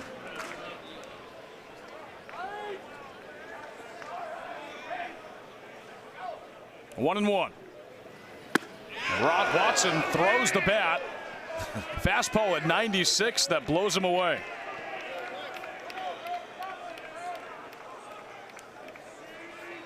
Yeah, Pine Tar feels like a strong move here, 1-2. Well, it's a bit hotter tonight. Well, it's best on best, and Watson's just got to allow Bowie on the mound to provide the power, but that's a dangerous game to play.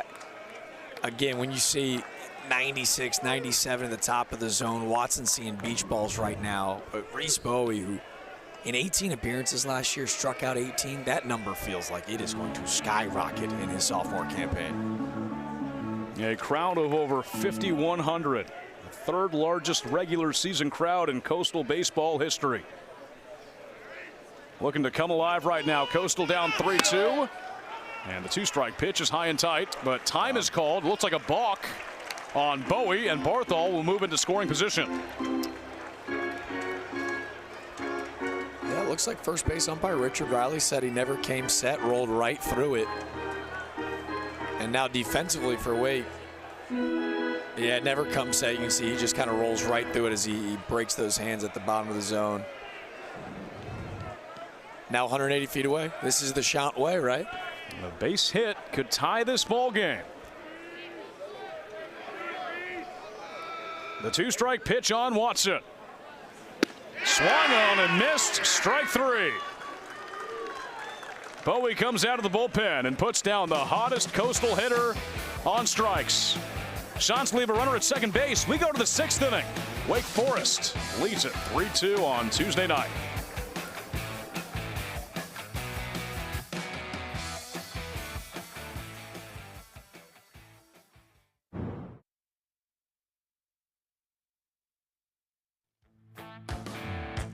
In this top 25 midweek matchup, Coastal and Wake Forest. Demon Deacons have a 3-2 lead. Coastal bounced out early with a couple of runs in the bottom half of the second inning on a 2-run single by Ty Barango.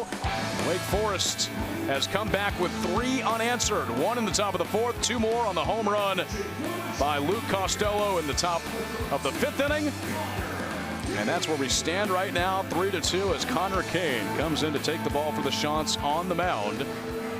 The third pitcher used by Coastal tonight. He takes out Colby Richardson, who went 2 innings, gave up 3 runs, 5 hits, 1 walk, 2 strikeouts. It's now time for Kane, who struggled so far in his senior campaign, transfer from UNCW and actually former teammates with Cam Bagwell.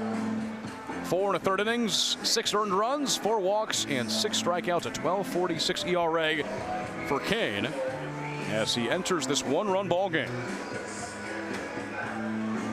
You mentioned it, the former UNCW transfer.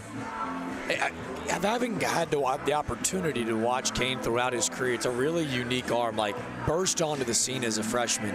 In 21 appearances, he pitched over 45 1/3 innings. Like, he was kind of the utility guy, right? Like, you get the midweek start, they could bring him in on Friday, they could bring him in Saturday and go eat up 3 innings.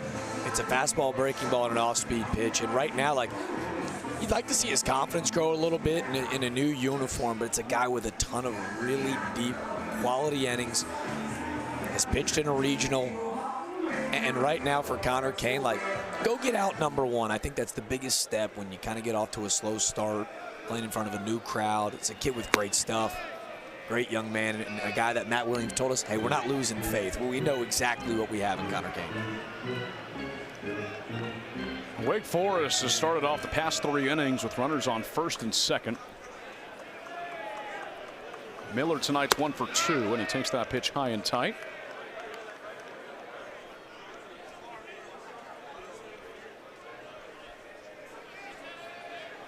A strikeout looking in the second and a single in the 4th inning.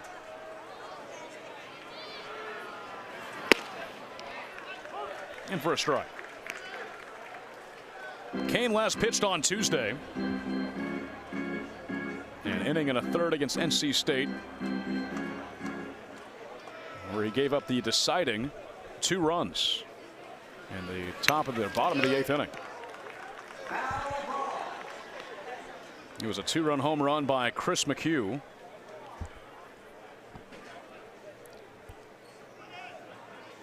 Heads up. We see you, cargo shorts. Hey, we got you, all right? That's been there for a while. Nothing to worry about. 2-2. Miller goes down looking. So Kane comes out of the bullpen and puts down the first batter he faces on strikes to begin the top of the 6th. He's got him shuddering in his boots, just like our friend sitting in the first row. He just backdoors this 2-seam fastball at 92, painted, and you're going to see that confidence grow. I'm telling you, man. It's short arm action, really intentional. It's a fastball, slider, cutter, and curveball mix, but he's really going to work off that slider cutter.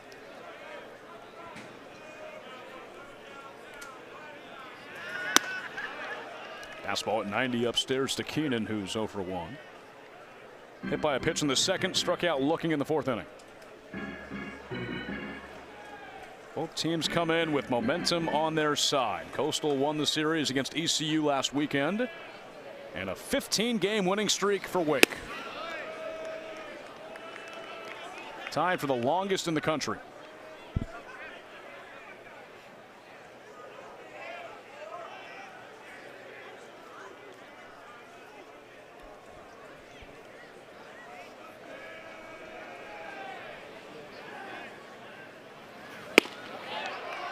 Fastball in for a strike on Keenan. It's the command of that sinker. We talked about what Matt Williams from a philosophy standpoint with these arms. They're top 10 in the country in ground ball double plays. They want to induce ground balls. So that sinker has been a bit of an adjustment for Kane. He's battled back and made it 2-2.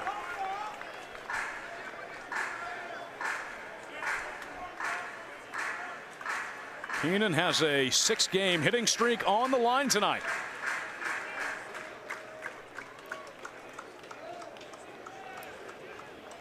Kane's 2-2. Ground ball sharply over to short. Backhanded. Barango fumbles it, and he's got no play. Another tough play to make for Barango in the 6th hole. And an infield single for Keenan. Here's just a slider that catches too much of the plate, and Keenan extends that streak. And you kind of all held your breath, because when Barango gets to this baseball, despite him being in shallow left field, man, we've seen him make that throw before, so unable to get it clean out the glove. And now Wake Forest looking to tack onto that lead. And these 8-9 holes, they've kind of been the catalyst, not necessarily tonight, but so far this season, turning it over for the top. Schaff washes up high. 0 for 2, did bring home a run on the ground out to first base in the 4th inning. Transfer from Georgetown. Shows bunt, puts it down. Kane picks it up, bare hand, throws to first, and the ball gets away. Keenan goes to 3rd. And Schaff to 2nd.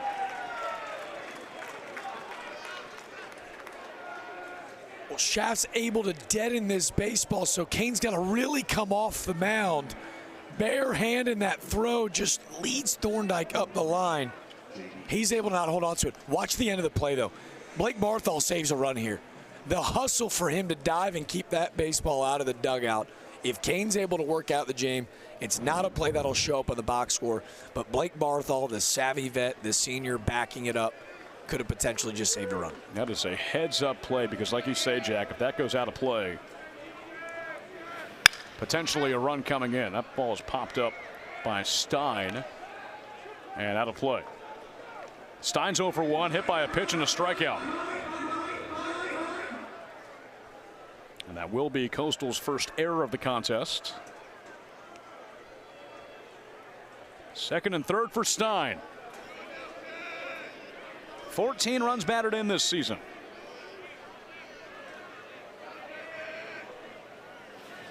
A 1 pitch, tapped foul, so Kane gets ahead and puts Stein down, 2 strikes. Back to the top of the order after this, and Javar Williams, who's been on twice with a single and a walk.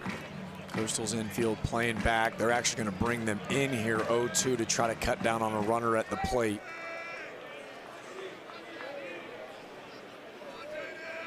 Oh, 2.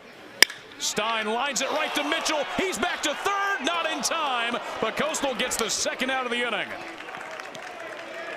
Another hot shot line drive caught by the Coastal infield. And that is out number 2. Walker Mitchell selling the body out. This baseball almost catches him. Nearly doubles him up yet again. But Keenan, head on a swivel. This is really good base running from the backstop. Taught to freeze on the line drive, and if there's even an inch of hesitation, Mitchell would have been able to pull off the double play. Biggest spot in the ball game to this point. First pitch to Williams, runs inside. The Demon Deacons leadoff man, 1 for 2. A ground out to 2nd. A walk in the 3rd inning and a single in the 5th.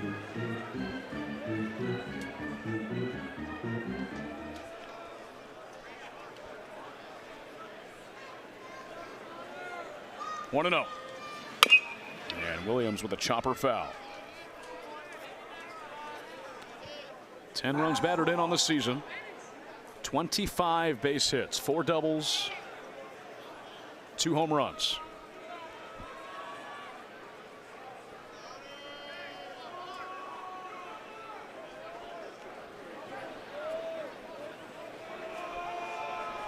Ball and a strike. And Williams hits it the other way. It's going to go foul. And caught by a fan over the gate. What a Let's catch. Go. How about that? He catches it. A night he'll remember forever. Big blush. And he's like, guys, I do this. It's easy. It's not that hard. Just another Tuesday night. So nice. We got to see it twice. How good's our camera team? Yeah, we're snagging it. Kind of dunked on his buddy a little bit, too. 1-2 pitch taken back that same way. And that one will skip around and finally finds the hands of another fan. Count stays a ball and 2 strikes as Williams battles. Insurance runs on the bases. Ground ball left side, backhanded by Marengo. He slides and stops it, but a run comes through and an infield single for Williams. Keenan scores on the play, and it's 4-2 Wake Forest. The error proves costly, but the two-strike hitting for Javar Williams here is just spectacular, man. We can learn a lot about his career. You know, his freshman season, he hits .227. I think Coach Salento taking a bit of a spill. But Williams, who hit .227 as a freshie, .270 last year, like he stuck it in. He bought into the program. He's listened to this coaching staff at every turn, and to see him deliver the way he has in this junior year, really excited to see what he takes on in ACC play, because 0-2, right, like you might cave as a youngster, and he did. He was able to cut down on those strikeout numbers, and it's a heck of a piece of hitting. Cade Williams, 1 for 3 with a single. Swing and a miss, and he's down 0-2. Tom Walter telling me that this season Lewis has just become more of a complete hitter. Golden Spikes Award semifinalist a year ago. Preseason second-team All-American.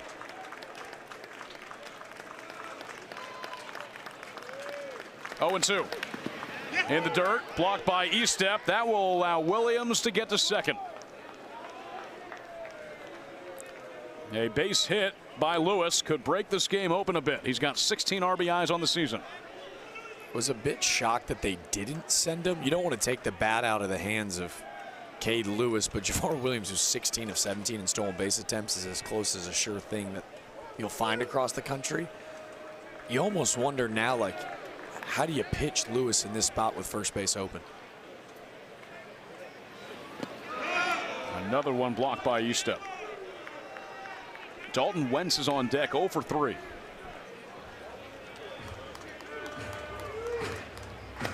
A big spot for Wake Forest. They've scored in 3 straight innings.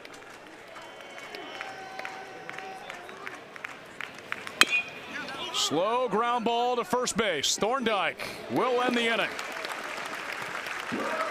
Runners left on second and third for Wake Forest, but they get another run. RBI infield single by Javar Williams. It's 4-2. Wake Forest on top.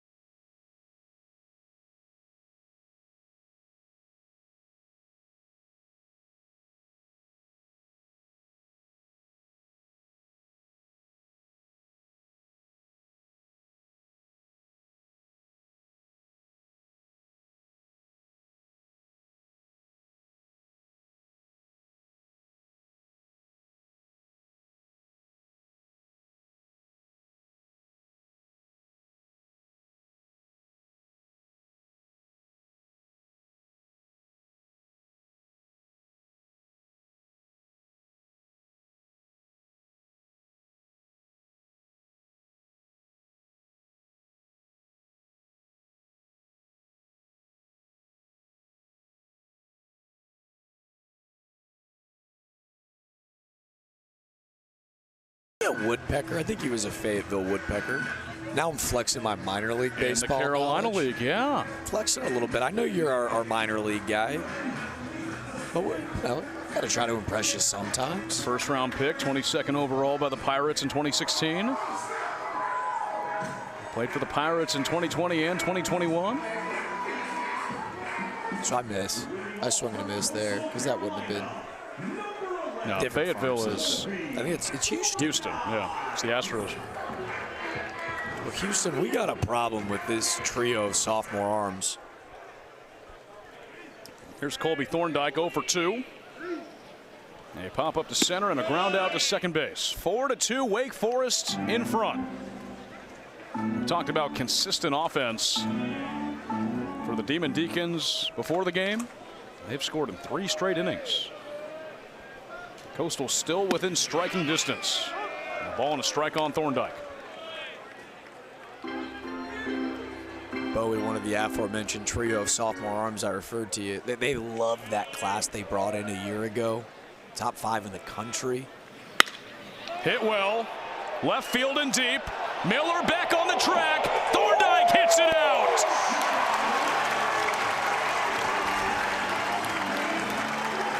He had to wait until late April a year ago for home run number 1. This season, it comes in the middle of March, and it's a big swing to bring Coastal within 1.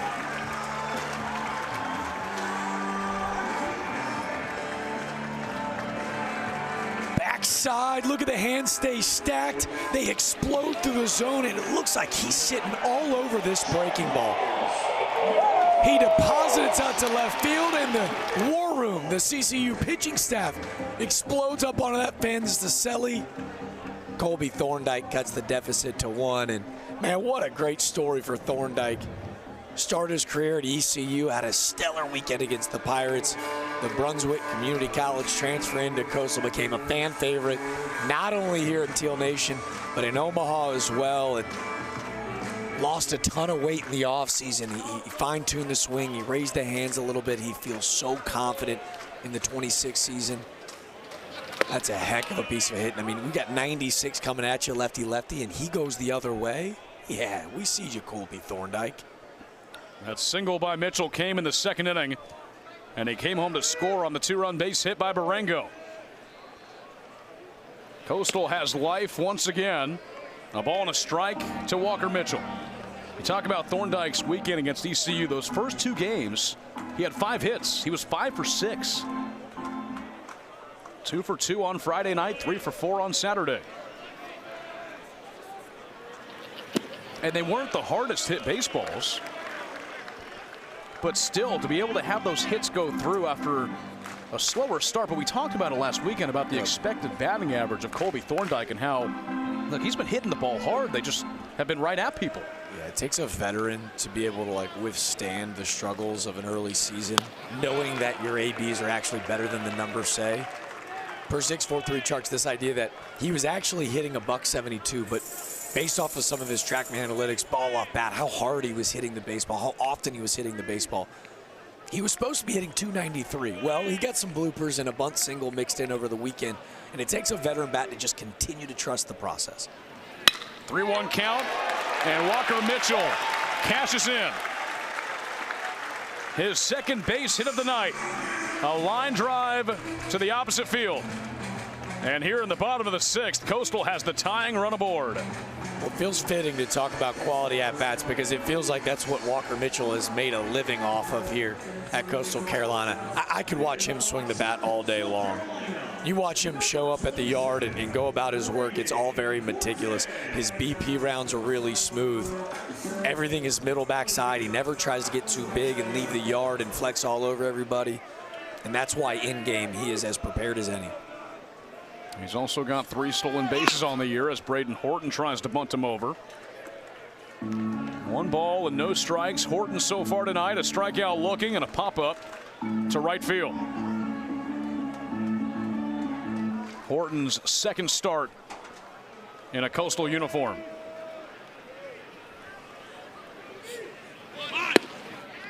In for a strike at a fastball at 95. Horton with a hit in back-to-back games.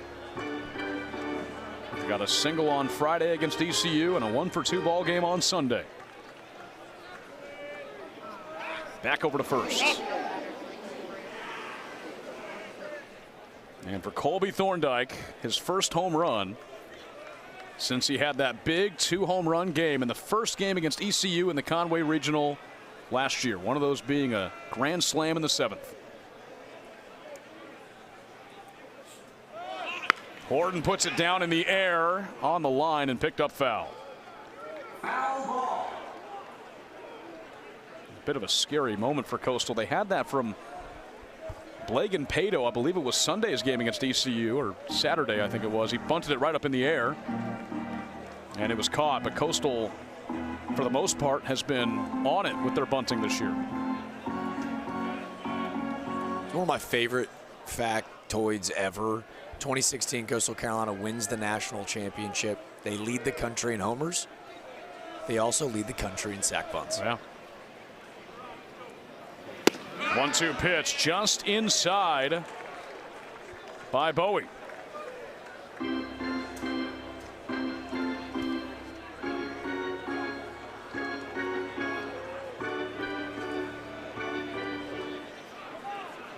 Stein set up for a double play at short. Horton fouls it off and stays alive in the at-bat. Bowie gave up a pair of home runs in the Friday game against Stanford. Now gives up 1 to Thorndike tonight. He's given up 4 for the season now.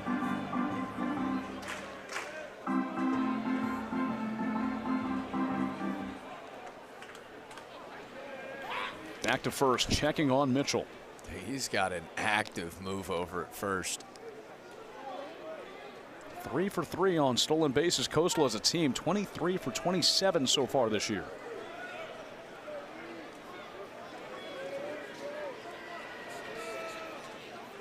Two and two. Horton's fouled off some good offerings. That fastball at 94. You know, not only was that time in between innings, I think, starting to see wear on Bowie a bit, but Coastal working these deep counts, not as economic as he was that first time through. Bowie's having to work for every pitch right now. Horton left on left, putting up a heck of a battle.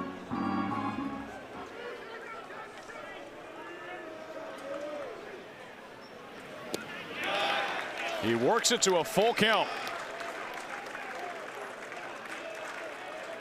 You think Mitchell takes off here? If you trust the bat of Horton, I think, you know, what you've seen from this AB, like, it's not a hit and run, right? It's a run and hit spot where you trust that if it's, you know, potential base hit ball 4. I don't know, though, with that move on the mound. I'm probably playing it safe. 3-2 is high.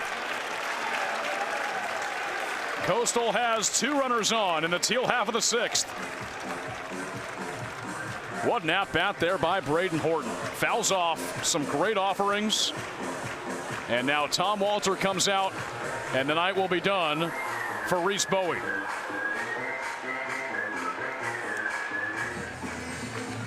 A new arm coming in for Wake Forest. Luke Schmolke will take the mound when we come back. Big spot for Coastal. They've already scored 1. Trying to score a few more. 2 on, nobody out when we come back.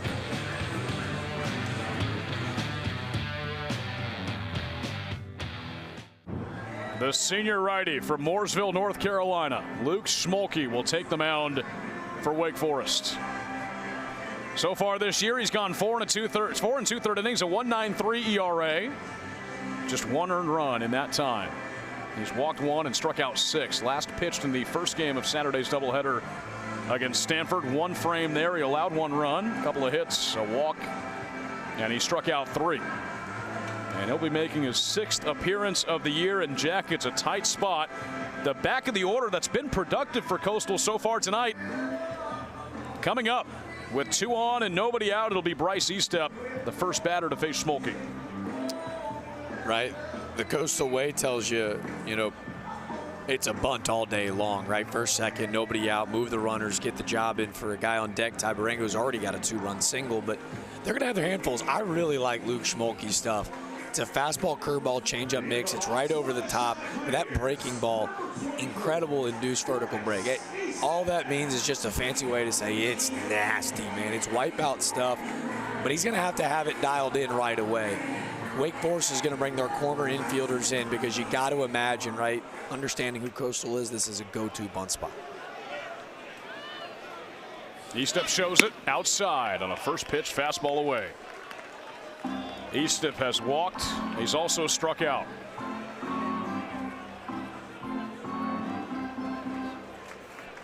A home run as a substitute on Saturday. And he started on Sunday. Hit a home run in that game as well. Bunt is down but foul. Well, maybe it looked like even 0-0 and 1-0 there.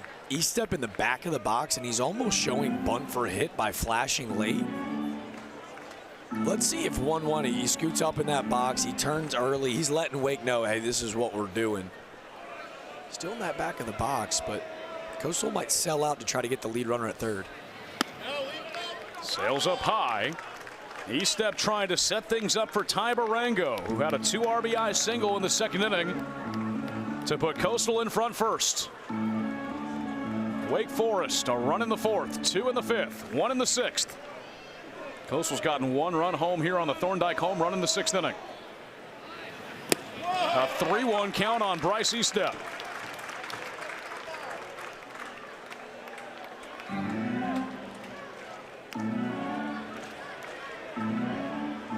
More than likely, he's going to see a good pitch here.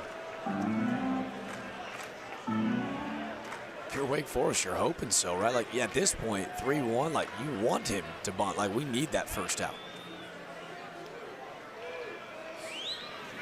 Up high, and the ball gets away.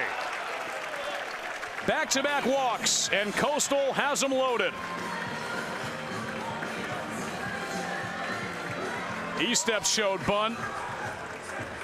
Had 1 go foul, the rest way out of the zone. And it's a bases loaded situation for Ty Barango, who's already got 2 RBIs tonight. And it's easier said than done. Like for Estep, like Schmolke a little wild. But it's hard to not want to put the butt down when you're up there trying to do a job. So he wisely, right, like that bat head's at the top of the zone. He's turning and pulling on anything above.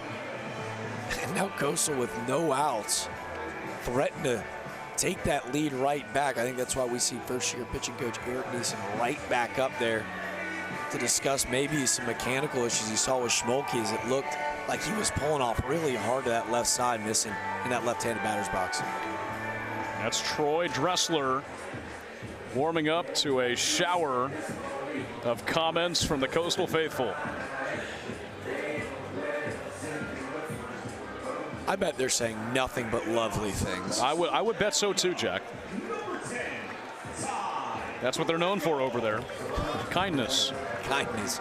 Courtesy. Yeah. The Palace. Barango had a grand slam February 20th against VCU. The first pitch drops low for ball 1. This inning started off with a Colby Thorndike solo shot. Walker Mitchell singled, back-to-back walks to Horton and Estep.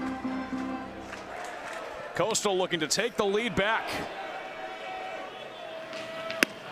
It's 2-0 on Barango. Well, talking with him and Matt Pepin, director of analytics, before today's game, Barango sees off-speed stuff so well. That's his sweet spot. You give him a breaking ball over the plate, and he's punishing you. So out comes Keenan to talk things over with Schmolke.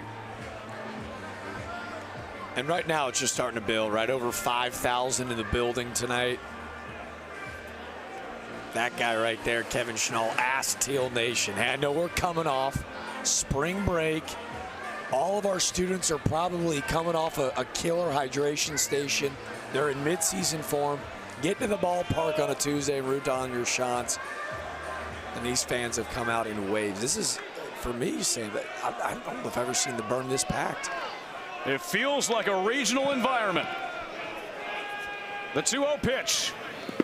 3 balls, no strikes.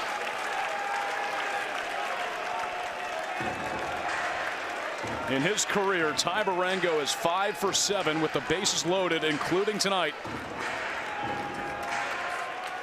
with that 2-run single in the second. Likely taking here 3-0. Pitch by Schmolke. Catches the zone for strike 1. Now, if you're Barengo, you get to get really selective. Understand that Schmolke's struggling to find the zone. This has got to be your perfect pitch in your perfect spot. Green light, 3-1.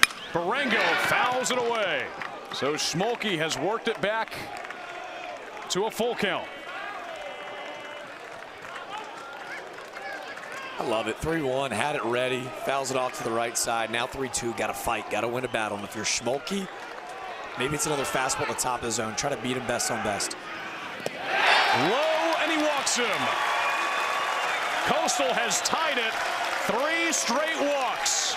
And it's 4-4 in the bottom of the 6th. Nobody out. A 3 RBI game for Ty Barengo. And that's going to be it for Schmolke.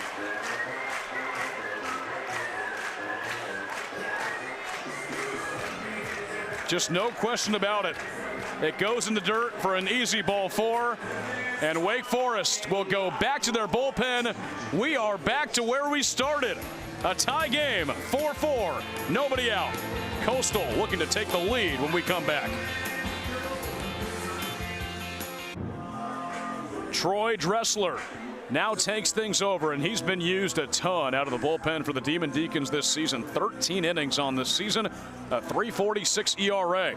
Just 5 earned runs in that time, 5 walks, and 20 strikeouts. It'll be his 8th appearance already. As Coastal meets over by their dugout with the bases loaded, nobody out. And the top of the order coming up in Dean Mijos. A perfect opportunity for the Shants to take the lead back. You see Dean Mijos and Trace Mazan on deck hanging out with Coach Shu and Coach Matt Pepin, the director of analytics here. It really is an all-hands-on-deck affair. And, you know, for Troy Dressler, one of the better relievers we've seen, not only for Wake this year, but the entire ACC, like, he's been really good. Fastball, slider, curveball, changeup, but I mean, he throws the fastball 71% of the time. It's like, buckle up, here it comes. Now, does that change with the bases loaded and nobody out? I was a little bit surprised, right? And you hate it for a guy like Luke Schmolke who comes in and, you know, on the season, when you look at the walk numbers, Sam, he'd only walked 1 guy. He just walked 3 in a row, right? Like, clearly something a bit off. He'll make sure to correct it because he was really reliable for him last year. He will be again for them this year. But he's putting Dressler immediately behind the 8 ball, and he's going to have to go attack bats right away. Mijos hitless tonight. First offering is fouled back. 3 ground outs for Mijos. 1 to third, 1 back to the pitcher, and 1 to short. Every batter in this inning so far for Coastal has reached base safely. Home run, a single, and 3 walks in a row.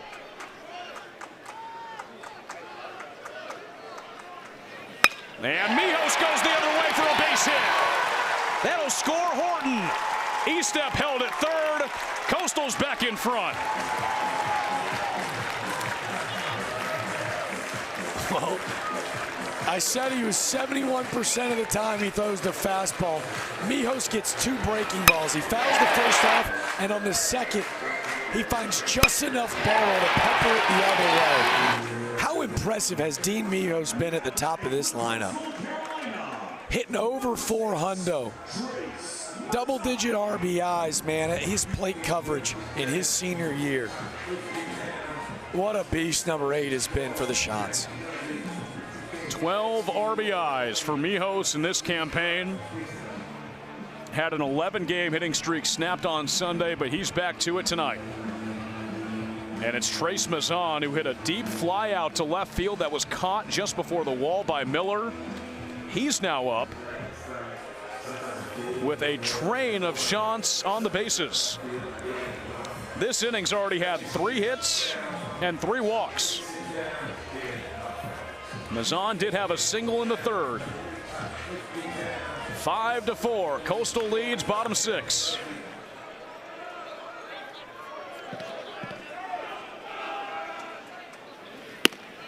Fastball away. This top 25 matchup in the Carolinas leading up to the hype. Wake on a 15-game winning streak. Mazan back up the middle. Here comes comes E-step. 6-4 Teal.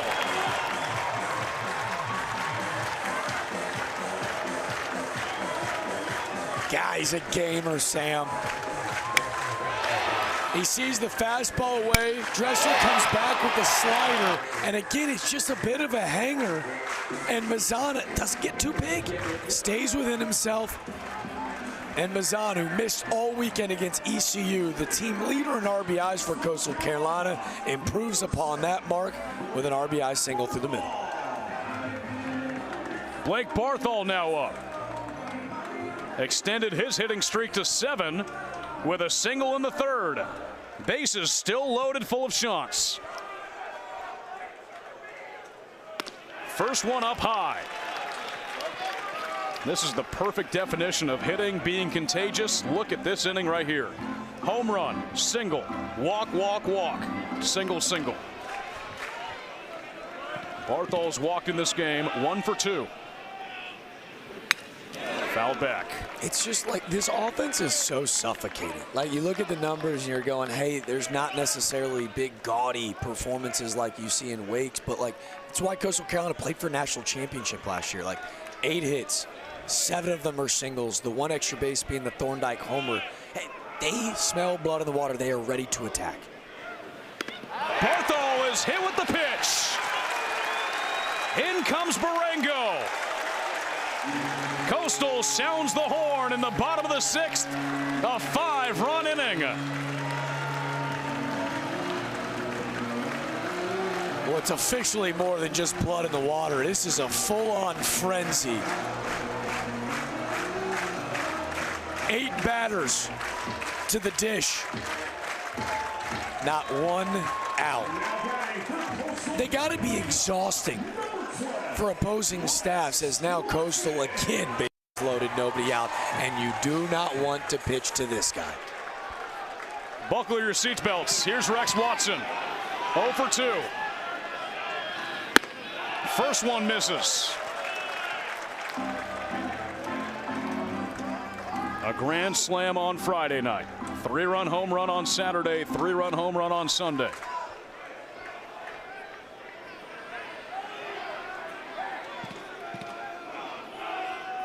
The 1-0. That slides in for a called strike by Dressler. Nobody out in the inning.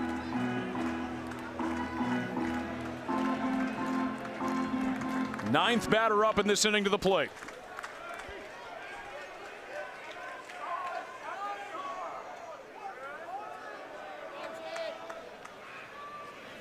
Big swing by Watson.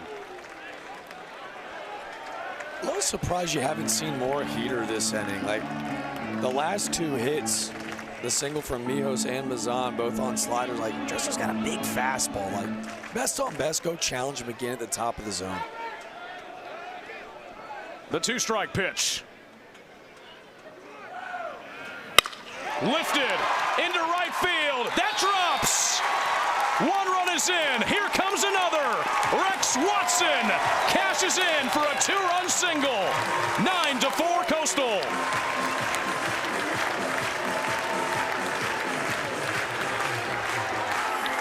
Four games, 12 RBIs for number 12. 1-2, they go breaking ball down. You challenge him with the heater up. You slow the bat head up. And Rex Watson's sitting all over it. There must have been something in the scouting report today. 9 knocks, 8 singles. Wynn did some homework. 6 of those 9 hits, all on breaking balls. Coastal ambushing spin this evening. Teal Nation is alive. A 7-run inning. And now Thorndike bunts to third. A perfect bunt. Barehanded by Wentz. Thorndike is out on a close play to first.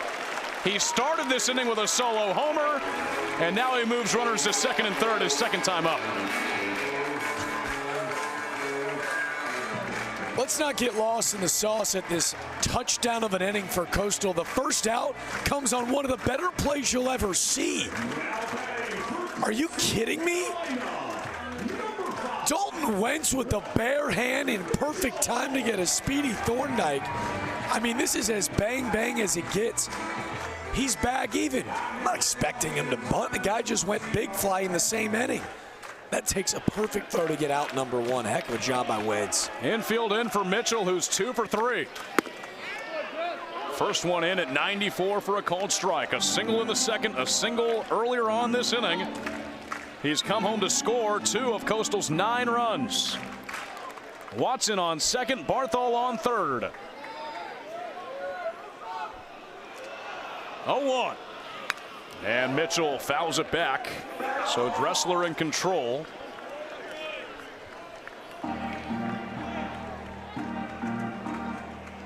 A huge inning for Coastal. 7 runs in the bottom of the 6th.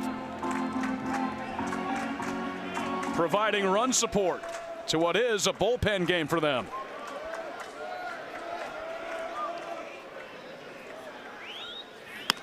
Mitchell lays off.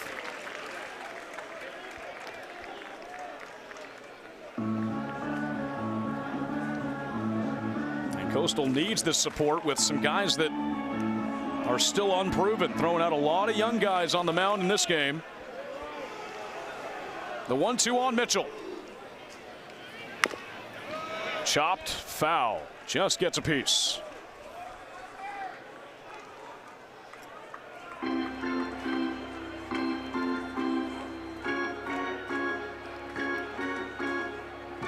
The first ranked team that Wake Forest has faced this season.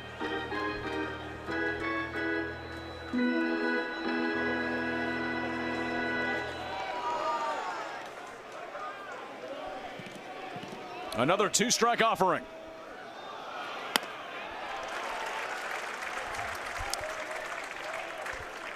The Shots have been so patient tonight. 5 walks, they've only struck out 4 times and been hit by 2 pitches.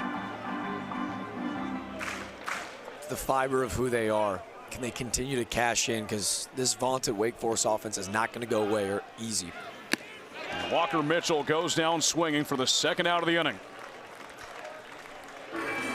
Again, that's 95 out over the heart of the plate. You can see Mitchell relaying that info back to Braden Horton. I was a little surprised we didn't see that big fastball at the top of the zone against the likes of Watson and Barthol. That spinner, they've kind of lost touch and feel of it, the relievers of Wake Forest. But, you know, a 5-run lead is comfy, especially after a 7th run, 5th. But if they could go get 2 more, we talk about this Wake offense in our open, like, you need as much insurance as you can get, obviously understanding the Coastal bullpen situation too. Braden Horton walked earlier in this inning. He's 0 for 2 so far tonight, a strikeout and a pop-up.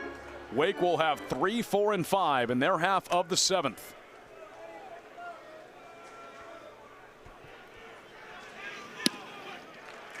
Two balls, no strikes.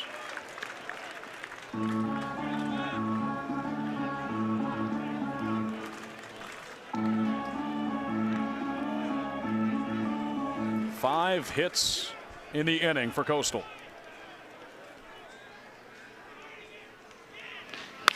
And Horton pops it straight up. It'll be Lewis at first base. He'll make the catch, and the inning comes to a close. An explosion of teal. Coastal packs in 7 runs to the bottom of the 6th inning. It starts off with a solo home run by Colby Thorndike. The Shots keep their train rolling, and they lead it 9-4 heading to the 7th.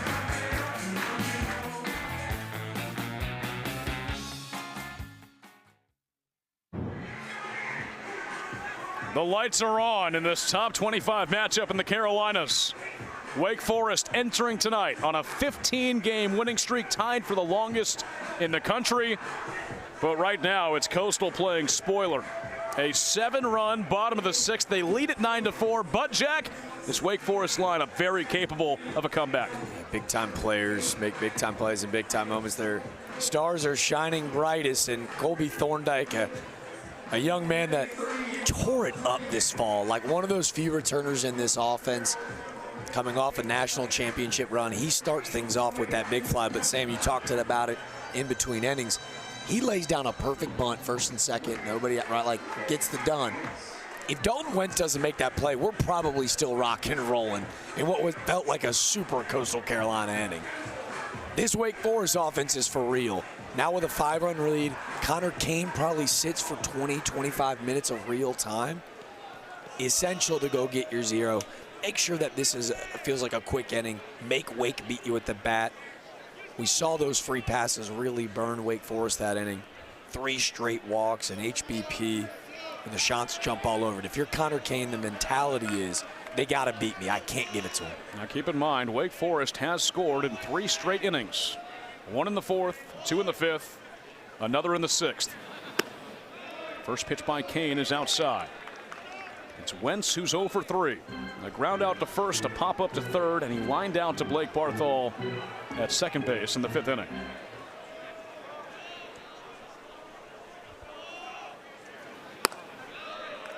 Misses on the first 2 offerings. We talked about it before the game, but Coastal needed this lineup to come alive in a game like this, relying on a ton of bullpen arms. Are 9 runs going to be enough? I think that was the worry earlier, but tonight they haven't had that problem. You scratch your head and go, did we leave too many ducks on the pond? No, they cash in those runs tonight. For Wake, you know, a couple hard lineouts, that double play that Barthol snags through the middle, and Mitchell down the third baseline, he almost pulls off. Wake a little unlucky with the bat. They just have to continue to keep putting pressure on. A 3-1 count on Wentz. Popped up. Foul on the left side. So Kane has worked it back to a full count. Costello on deck. He's been walked twice and then laid the hammer with a 2-run home run in the 5th inning. 3-2. Wentz with a check swing. Kane really wants to get this out. You don't want to have anybody on base when Costello comes to the plate. Yeah, if you're Wake, right, still got 9 outs to play with. So to your point, right, like Costello can do damage right away. You just chip away, right? 1, 2, 3 runs. Don't need all 5 back, but the more the merrier for Costello. Wentz works a walk. And he will lead off this inning on base for Luke Costello. And for more on the Wake Forest cleanup hitter, we go to Haley. Between the half inning, I got to talk with Wake Forest head coach Tom Walter about Luke Costello, and he said that during his last at-bat, it was a big home run after that double off that really picked things up for the team. He said as a guy in their lineup, he is a run producer and added more length to their lineup, and if he can stay healthy, he's going to be a big part of this Wake Forest team. Missed the first few games because of a knee surgery, but he has made an incredible reintroduction for this season. 7 home runs on the year. Already he's driven in 23 RBIs.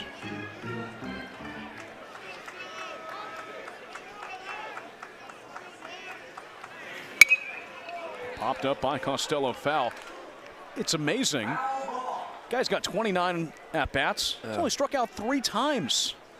For these power numbers, too, like that is what is so astounding about what they've been able to do offensively this year. The 6 walks to 3 strikeouts, but then he's still slugging over 1,000 right now. An OPS over 1,600. Like, that usually comes with some swing and miss. You understand when you plug a guy in with that kind of juice, hey, we're gonna work through the width.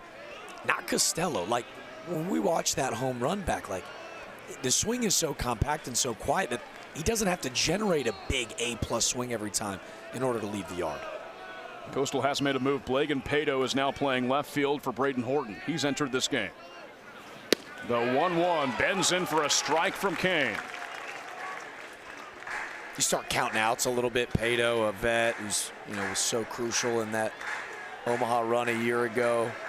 9 outs to play with. You want your best defensive 9 out there. 1-2. Fouled back. Well, the 6th inning has been the big one for Coastal this season. They score 7 runs tonight. 28 total runs scored in the 6th inning from Coastal. That amounts for over a quarter of their total runs on the season, all packed into one frame. Is there like, do they cut off beer sales at the end of the sixth, or do they play a certain song? What's the deal?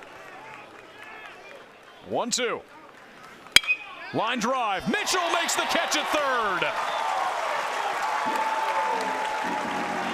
Stellar grab by Walker Mitchell for the first out of the inning. Story of Wake's night. Great swing. Can't control what happens when the ball leaves the bat, but Coastal Carolina's defense can. Go up and climb the ladder. We see you, Walker Mitchell. Puts that baseball in the back pocket with a 5-run lead. No need to throw it around the yard. A loud out number one. Matt Conti is 1 for 3. A single in the fourth inning.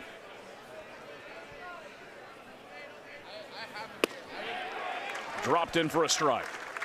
Walker Mitchell, the everyday third baseman for Coastal's Omaha run a year ago, had been moved over to short for a couple of games this year as Coastal tried some things out.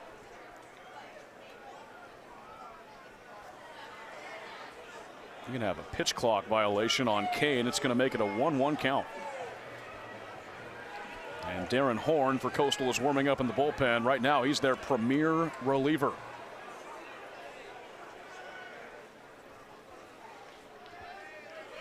One pitch on Conti. It's blocked by Easta. What Coastal Carolina has done behind the dish, this is such an impressive block. Like, we can get another look at it. Like, he's able to not only get to this baseball that's all the way in the left-handed batter's box, but if you watch his shoulders, he can actually pivot and turn the ball back to the plate. I mean, he turns into an impromptu hockey goal. Like, I don't know how he gets to this baseball. Great work by Easta to keep the force out in play. It saves Wentz from going to second base. Conti ahead 2-1. And now he'll see a 3-1 pitch.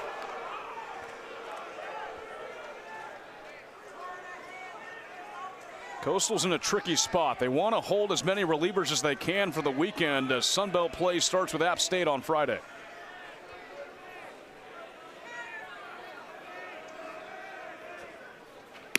Conti's on with a walk.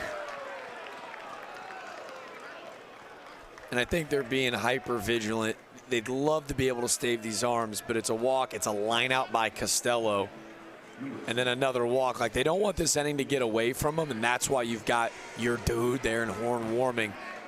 But in a dream world, that pitch count for Connor Kane at 41. We told you in his time at UNC Wilmington, he'd be the middle relief guy. He'd started a game or two. That leash is up to 60 to 70 pitches. It allows you to potentially save Horn for maybe the 9th. You could bring him back on Friday against App. Matt Williams is letting him know, like, hey, this is big dog time, right? Like, there's nobody really else down there. They don't want to have to go to Horn right now if they don't have to.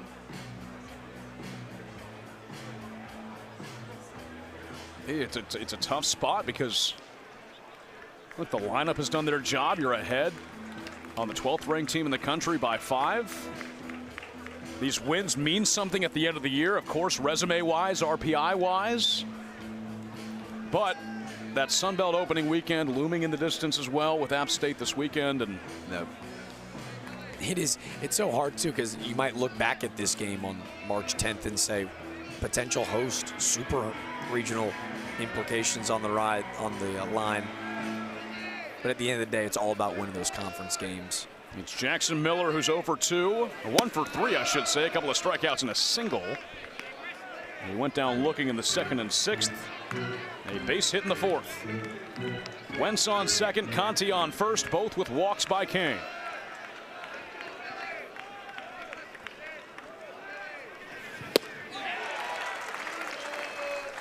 Good slider by Connor Kane. And one swing in the back gets Wake Forest right back into this ball game.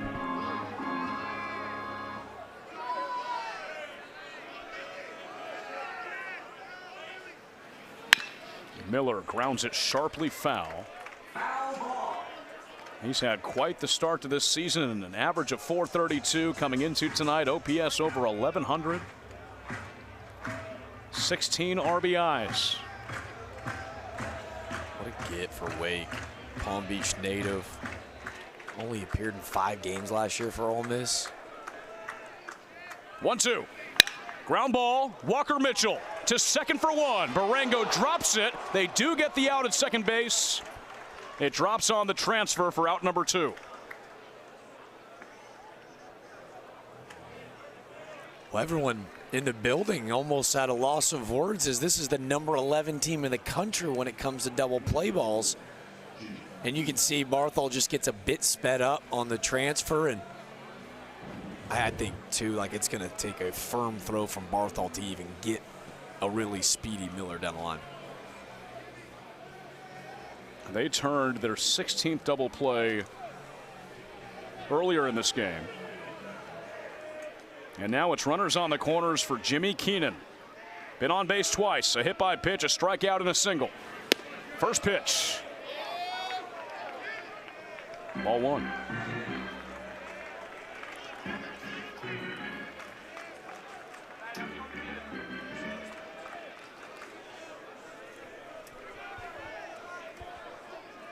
Canes 1-0. Keenan lays off, in for a strike. Demon Deacons have scored in 3 straight frames. Kane looking for a 0. And to end this inning here in the top of the 7th. Keenan fouls away the off speed. Love the sequence so far from Kane. Keenan was thinking one thing. He wanted to put a dent in that scoreboard. Now 1-2's got to shorten up a little bit, and if you're Wake, right, just got to get one back here. One back with 2 more innings to play. Feels like a win. 1-2.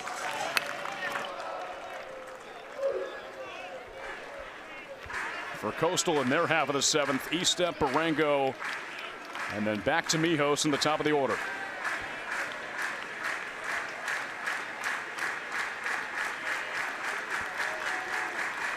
$14 RBIs on the season for Keenan. 2-strike pitch by Kane. Saved by Estep.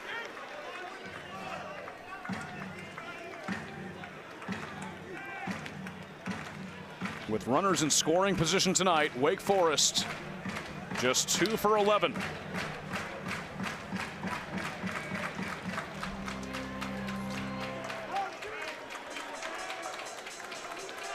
Two pitch by Kane.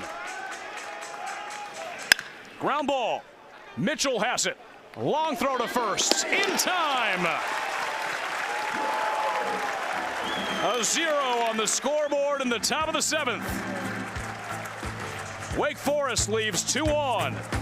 Coastal holds their 5-run lead at the stretch.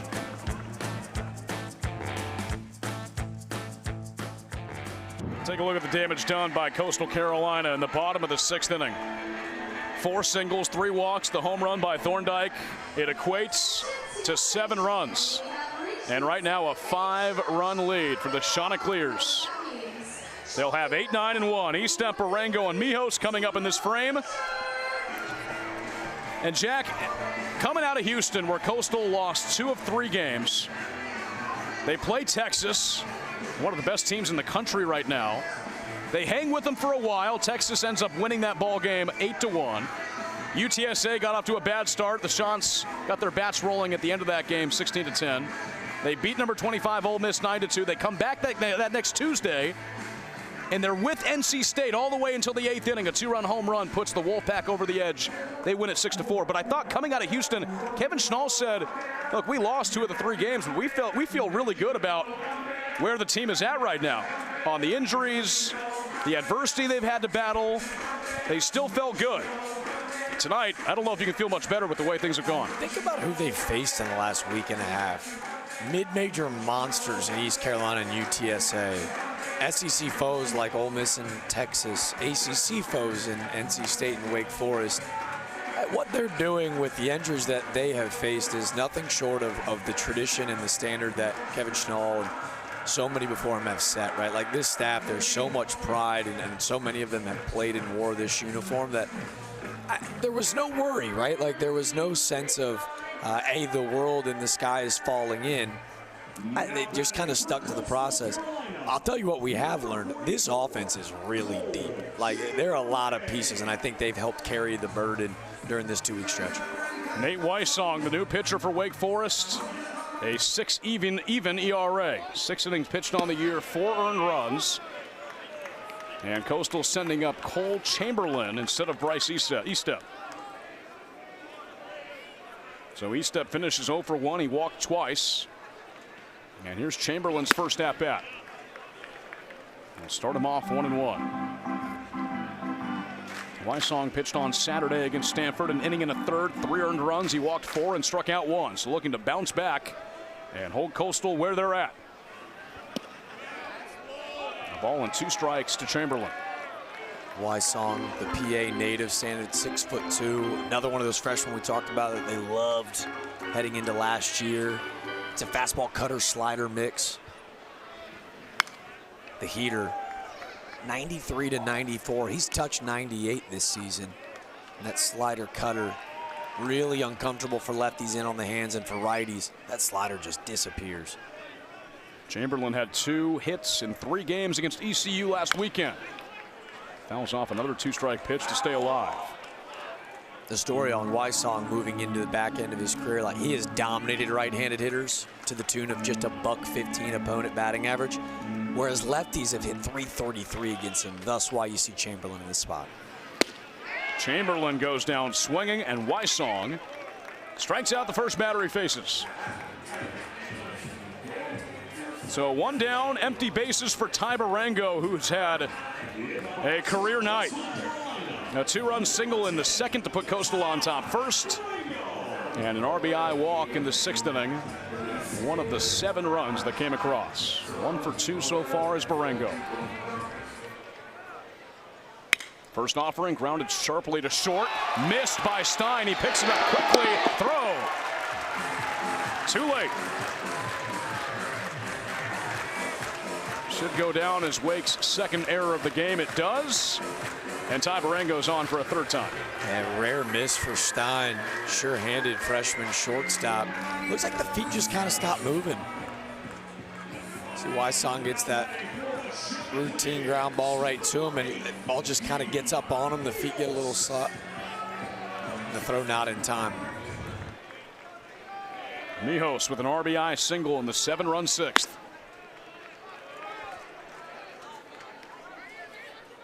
Up to 12 RBIs on the season.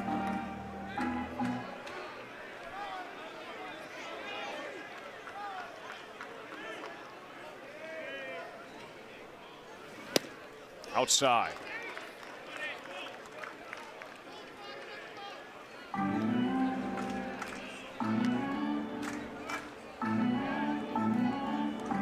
Coastal meets Wake Forest 3 times this season.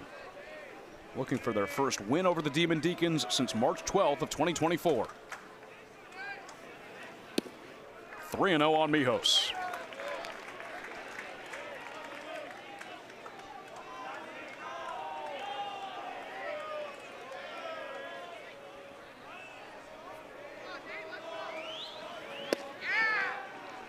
That game 2 years ago, Coastal won 17-9. At the time, it was their highest regular season attendance at 51,100, or 5,101, I should say. Tonight, just over that.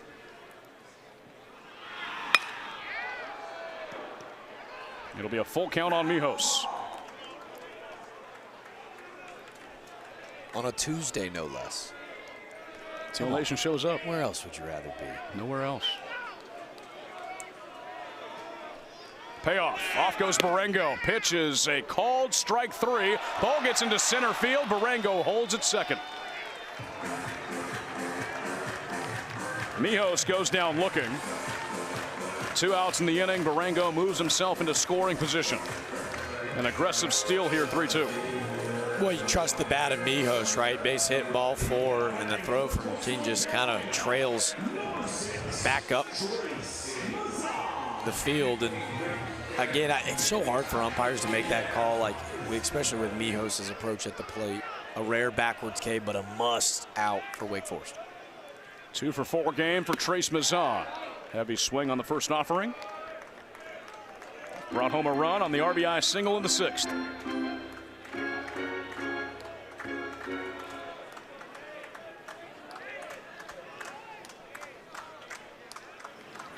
Mazan waits on it into center field. That ball drops for a hit. Here comes Marengo. Coastal scores 10.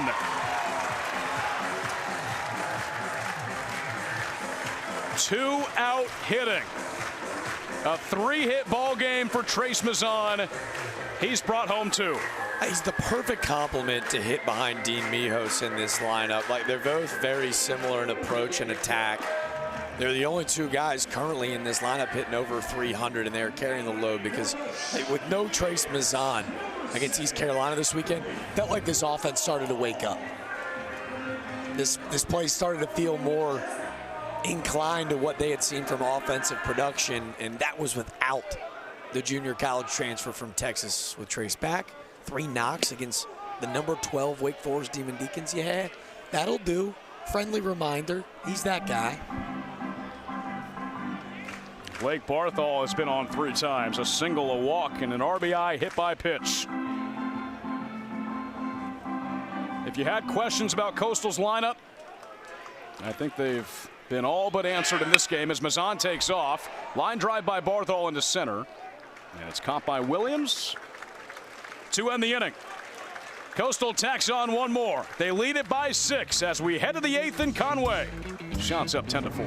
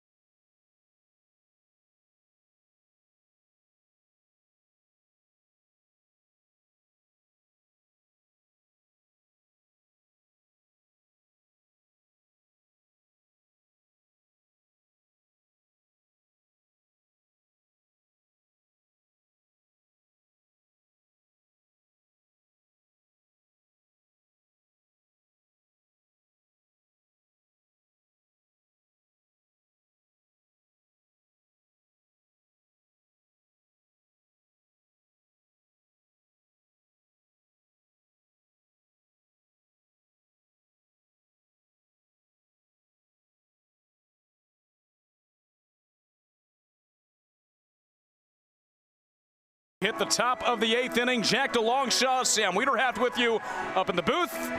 Haley Nitchie down on the field as Coastal leads it 10-4 in a top 25 midweek matchup in Conway. Coastal got on top with 2 runs in the bottom half of the 2nd. Wake Forest a run in the top of the 4th, 2 more in the top of the 5th to go on top. They scored 1 more in the top of the 6th inning, and Coastal erupted for 7 runs in their half of the inning. And they scored 1 more in the bottom half of the 7th. Connor Kane back out for Coastal now with a 6-run cushion. And the back of the order coming up, Schaff, Stein, and back up to the top with Williams.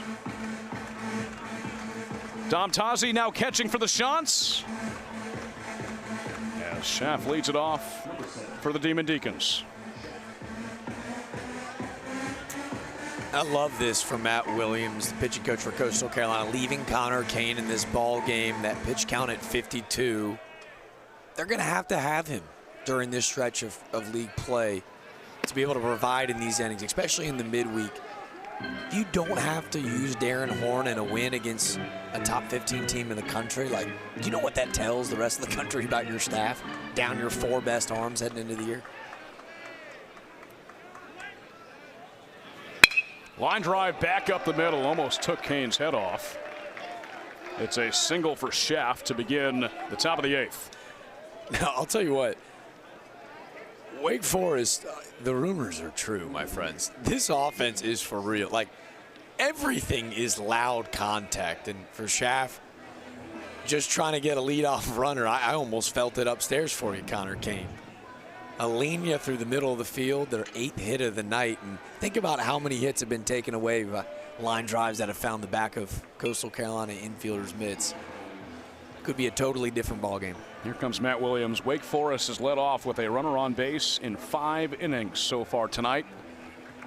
Williams takes the ball from Connor Kane. He comes out after 2 innings. 1 unearned run, gets a big applause from Teal Nation at Springs Brooks. And now it's Darren Horn coming into a 10-4 ball game in the top of the 8th. Coastal leading, and Horn on the bump when we come back. Horn, the redshirt senior, now comes into this game with nobody out, runner on in the top of the 8th inning. Shants with a 6-run cushion, a 10-4 advantage.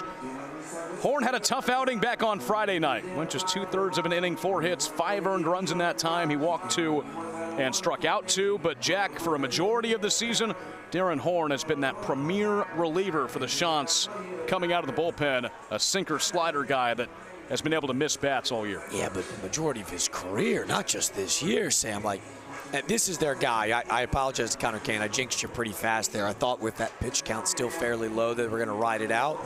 Coastal Carolina says, let's go slam the door with our dude, Darren Horn. You mentioned the rough outing on Friday. Like, for especially pitchers of this nature, like, it's an intense guy. He pitches with his emotion on his sleeve. It's a big-time fastball that he has worked on. But, folks, don't get it twisted. Like, this is one of the best breaking balls in the country. Like, he loves to work off that sweeper slider.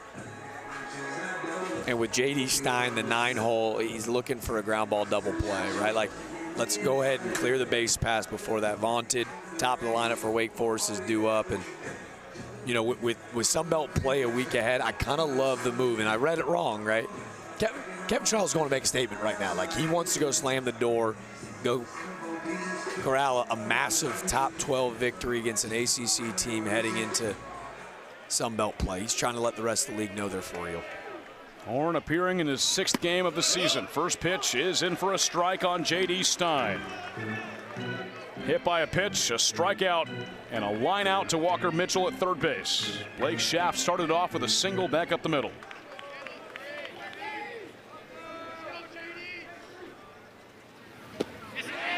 An excuse me swing from Stein. Horn was used 19 times last year. A 2.73 ERA.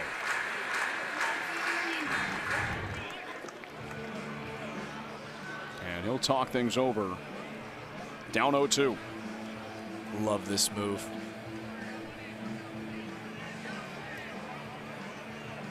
Just allow a freshman to soak it in, right? Like, you check swing 0-1, you're upset with yourself, the body language is down a little bit, so You know, one of the best assistants in the country decides he's going to slow the moment down for him. To hear how their players talk about associate head coach Bill Salento speaks volumes. They just remind him to treat it like a little kid's game. J.D. Stein has probably never seen a slider that nasty in his playing career. Now he's got to choke up, fight. Just taps it foul. A Wake Forest staff that went over a little bit of turnover. New pitching coach Eric Neeson.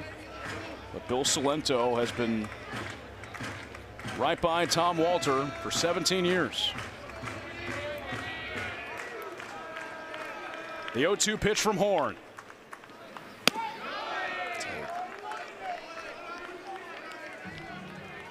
It's back to the top of the order, and Javar Williams, who's been on 3 times, he's up next.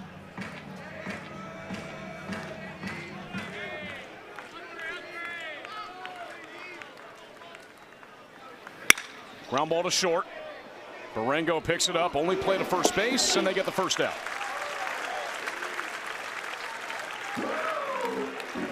Smart by Barango to not try to force a throw into second, go secure one. But there's nothing safe about this throw, though. Like, Ty Barango makes everything easy. He's got to go quite a bit to go get it.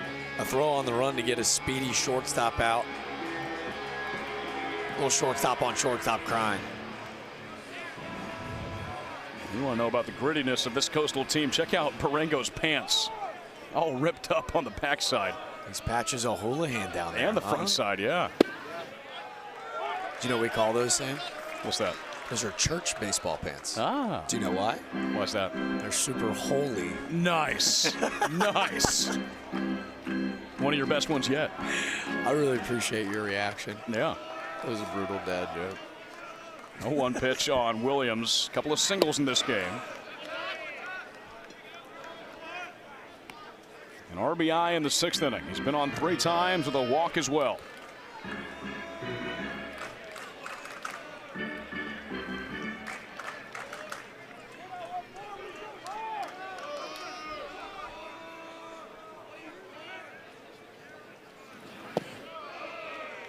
Flash the bunt there. It's ball 2 on the breaking ball by Horn. Horn's been used in many different roles this year. Shorter outings. He's gone as long as 6 against VCU on February 22nd. 3 innings of relief ball against Ole Miss in Houston. And Williams with a line drive right center. That's a base hit. Schaff held up at third. Runners on the corners for Wake Forest. And their star player and Cade Lewis coming up, trying to bring them back into the ballgame. Javar Williams. Talked early in the broadcast. Bill Salento said, hey, there's rhythm in the swing. Like, he's really grown as a hitter. And tonight, I think you've seen just that. Like, couple big barrels, but even there, like one off the end of the bat. But because he's not so quick in and out of the zone, he does a good job of staying through, blooping one in. See maybe a little miscommunication over at third as maybe Schaff was supposed to be sent home, but down 6, they played safe. Lewis 1 for 4. First one slides in for a strike. You also got to watch out for Mijos' arm in center field as well. We've seen him show that off a few times this season. Any form of hesitation, right? Those outfield assists we saw weekend 1, not a lot of teams running on Mijos anymore. Another slider in for a called strike from Horn. So now Lewis has seen it. Horn in control, 0-2.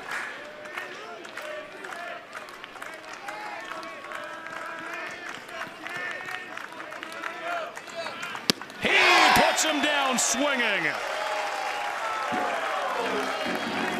3 pitches. Lewis down on strikes. Yo, this is one of the best hitters in the country. And how about a triple-piece McNuggie for you? He sees 3 of the nasty sliders. No one makes this guy look this silly. That's what you've got in a back-end bully in Darren Horn. Nasty stuff out of that 3/4 arm slot. Dalton Wentz 0 for 3 with a walk. First one taken for a strike. Tazi doesn't throw to second. Williams is there.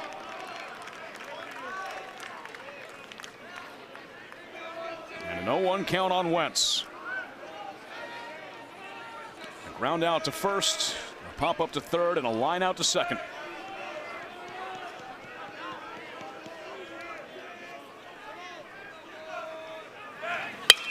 Fly ball. Slicing foul. This is where when Horn can throw that fastball for a strike, Wentz is watching what he just did to Lewis, another prominent lefty hitting right in front of him. He's sitting slider. He sneaks 87 by. It looks like he takes the bat out of his hand, and now he's just messing with their hands. As look at Horn talking to himself, huh? 0-2 pitch on Wentz. Coastal in their half of the eighth for some more insurance. It'll be Watson, Thorndike, and Mitchell. Every player in the starting lineup for Coastal has reached base safely tonight. Horns 1-2. Strike three swinging.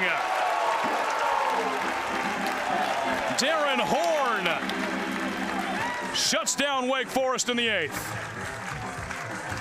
Demon Deacons leave 2 runners on. They've left on 13 for the game.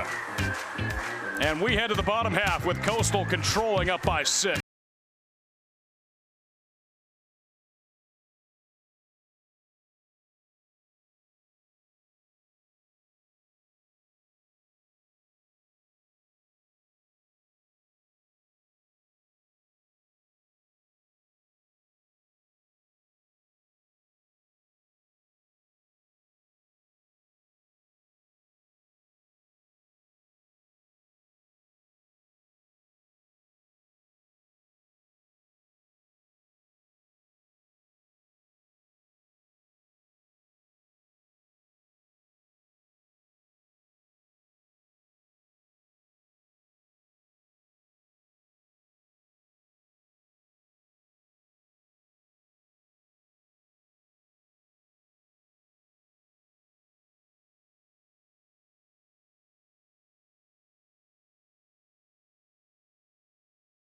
Certainly in favor of Coastal.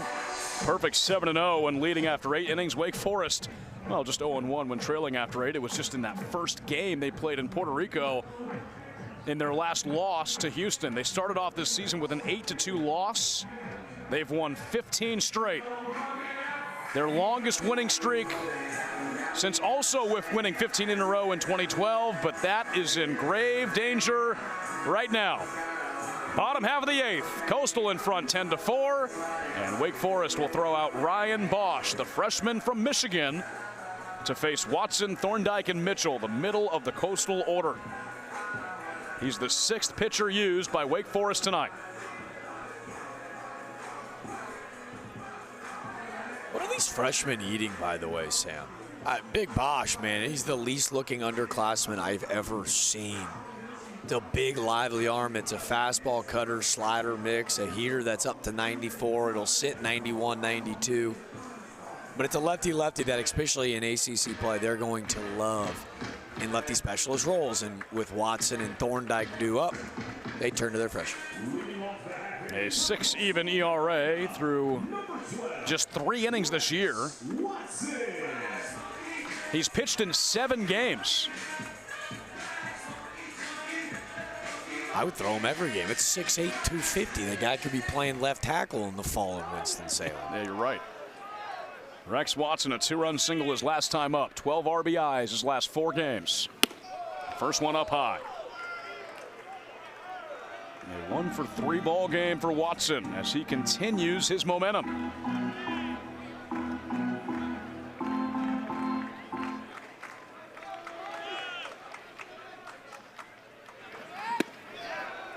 Heavy hack at a fastball inside, a ball and a strike. Bosch last pitched on Saturday against Stanford, 2/3 of an inning, walked 2 and struck out 1.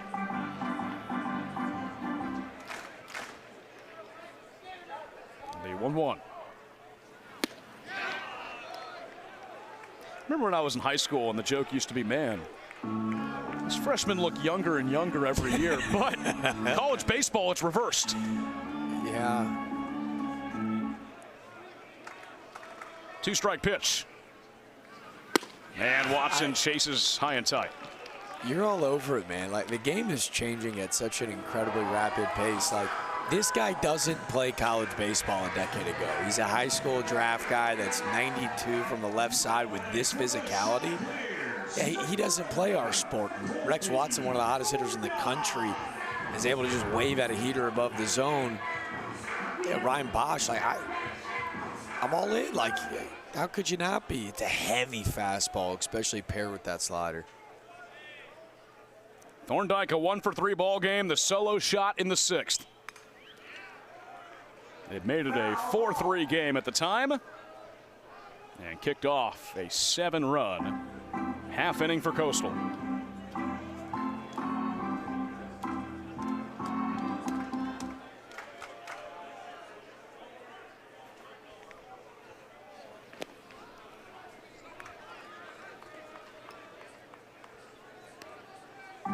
Coastal's taken 2 of their 6 losses in midweek games so far this year.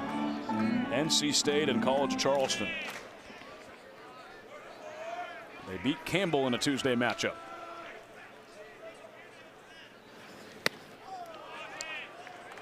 Speaking of scheduling, I don't think there's any accident that for Wake, we said it, that this was going to be their biggest test of the year since maybe that trip down to Puerto Rico. And it's no accident that they scheduled Coastal the weekend before, Florida State at home. I think they wanted to feel this environment. I think they wanted to test their guys, heading into like really the heart and the bulk of their ACC play. I know that they take care of business out at Stanford, but yeah, this is a different beast. 3 balls and a strike on Thorndike.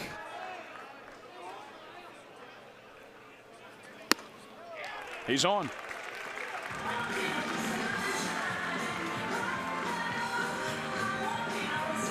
The 6th walk drawn by Coastal tonight.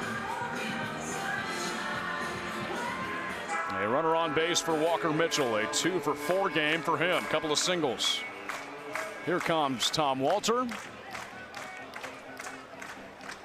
And it looks like Wake Forest is going back to the bullpen with 1 on and 1 out in the bottom of the 8th. New pitcher for the Demon Deacons. It'll be their 7th of the ball game. When we come back, Coastal up in his 3rd game this year. He's gone just 1 inning so far with 5 earned runs.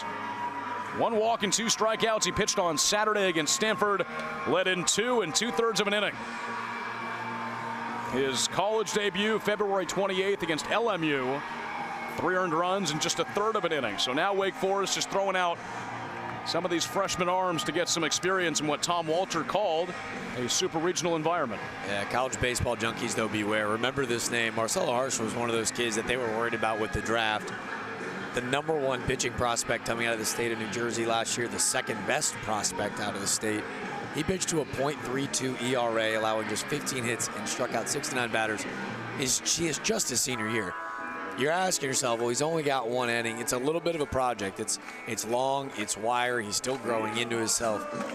But folks, this is an elite fastball. This is 95 to 97. He's touched 99.4.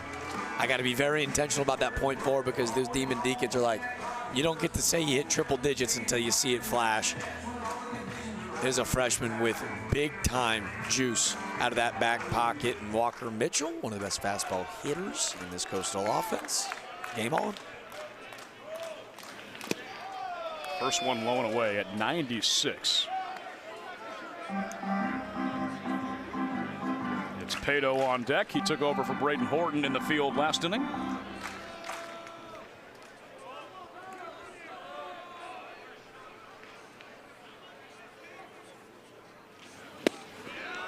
Out in front.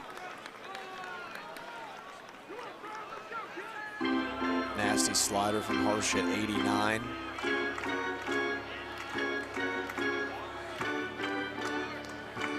Babyface assassin up there, man.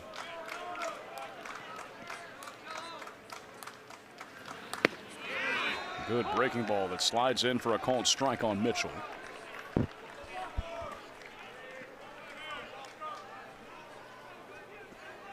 Wake Forest returns to ACC play this weekend at the Couch. 3-game set against number 20 Florida State. Fly ball into center field. Williams, 2 away.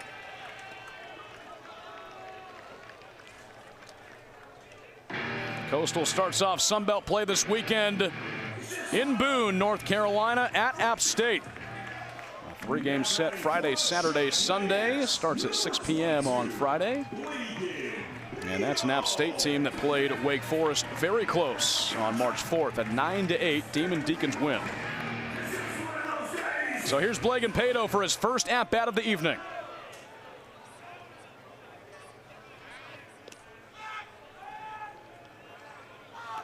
Pato comes in batting 143. He was hitless against ECU. 0 for 6 in that series, but did walk twice on Friday and came home to score 2 runs.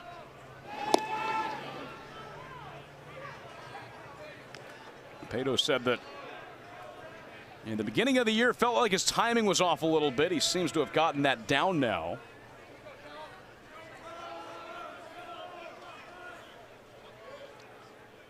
Off goes Thorndike. Pitch up high. Throw down to second is wild. Into center field. Thorndike not stopping.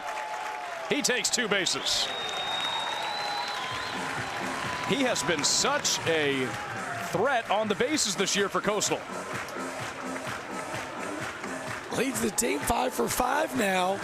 A perfect jump, and that's the second throw that we have seen just kind of leak on the backstop. Jimmy Keenan, he's got a cannon of an arm, but just not closing off on that front side. And man, good on Colby Thorndike, dude.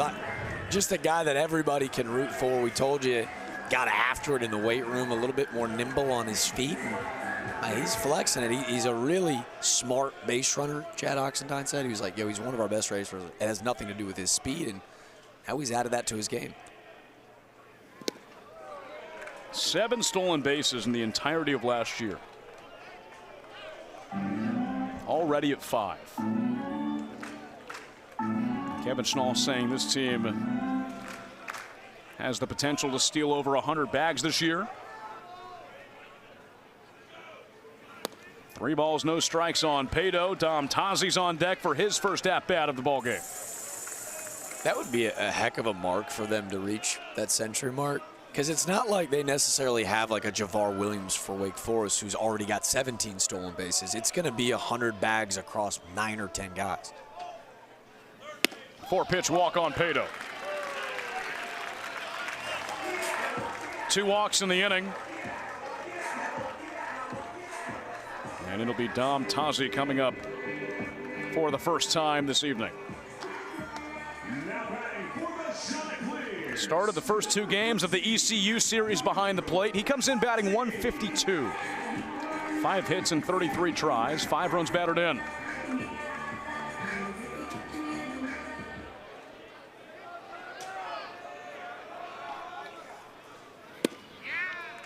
Fastball at 95 for a strike. For Wake Forest, their final chance, it'll be Costello, Conti, and Miller.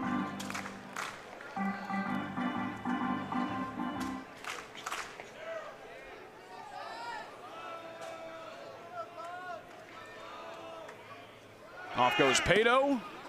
Tazi watches ball 1. Pato's in with no throw. As this inning grows on, another pitching change here in the 9th.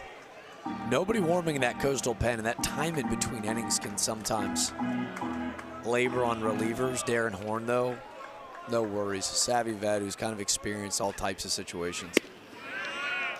Fastball in for a strike on Tazi.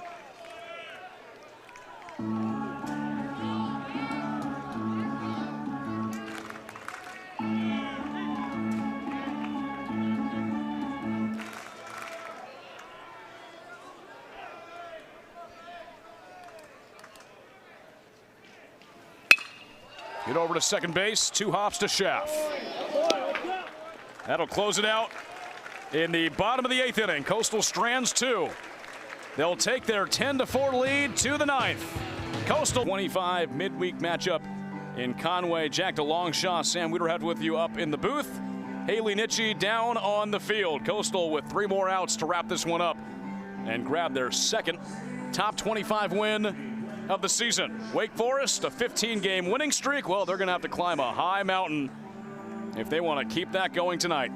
Darren Horn back on the mound to close this one up for the Chanticleers. And Jack, I'm not sure what the fans would have expected tonight coming into it. They throw out the freshman Daniel Parker. He starts it, goes 2 innings. Coastal's managed the bullpen extremely well. They've gotten great outings all the way up and down the board.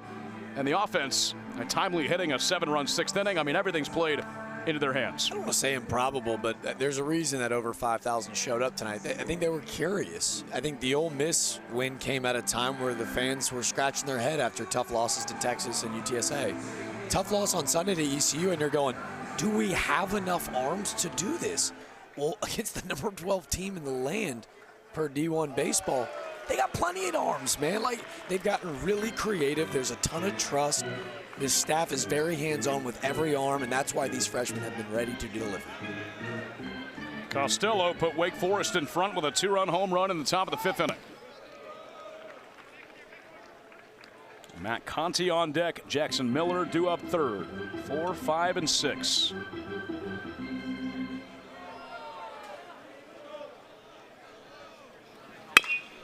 Ground ball, foul. How good of a game has Walker Mitchell had over at third base?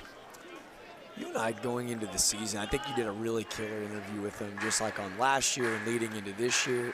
He felt like the catalyst at every big rally last year, whether that was in Auburn or in Omaha. I think the most underrated part of his game is the glove. Like, I mean, he is a walking, steady Eddie 5-3 put out every time. Horn puts down Costello for the first out of the inning, and he struck out 3 in a row. He has everything that you need from a mentality perspective out of the back end. And then, oh, by the way, that doesn't hurt either. That's a pitch that he's actually really been working on as well. It's usually that fastball slider mix. Man, when he can throw that sinker changeup to pair and tunnel off that slider, he gets really uncomfortable as a hitter. Matt Conti is 1 for 3, a single in the 4th inning. He walked in the 7th.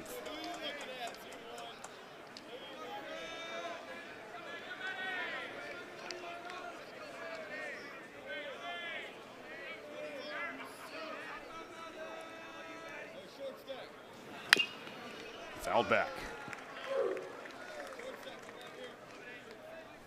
What I also love about Darren Horn's game, he missed all of his junior year in 2024 due to injury. And last year, he pitched with this joy and this enthusiasm of a guy that hadn't gotten to play the game that he loved in almost a whole year and a half. And he's carried that into the 26 campaign. A devastating slider, and Conti's down 1-2.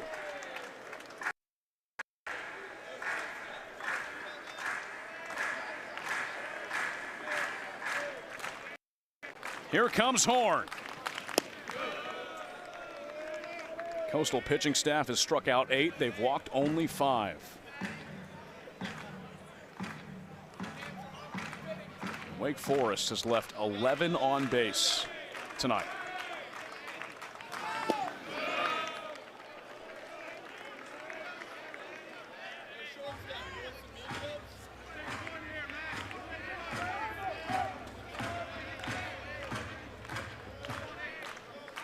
Three and 2 by Horn. Struck him out. 4 straight strikeouts for Darren Horn, and there's 2 outs in the 9th. Against an offense that does not punch out. There's that changeup down again, and Conti swings right through it. Check out the reaction. He's not do this. Rough outing Friday, fine. Watch the bounce back, boys.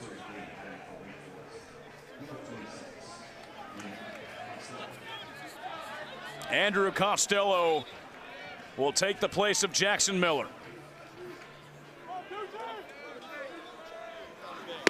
First one is missed.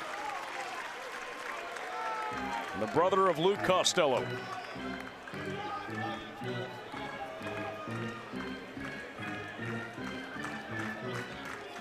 Oh, 1. Coastal got up 2-0 in the bottom of the 2nd. Wake Forest then took the lead. One in the fourth, two in the fifth, another in the sixth. Coastal exploded for 7 runs in their half of the sixth to take the lead. Foul tip. And Horn is 1 strike away from closing this one up. Hey, if he punches out the side, buckle up for the celly that will ensue. The Palace is ready to erupt. Teal Nation to their feet. 1-2 pitch.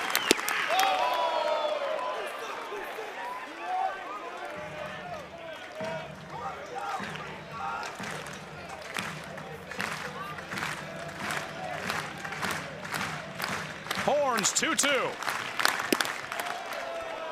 Back-to-back sliders off the plate. It'll be a full count.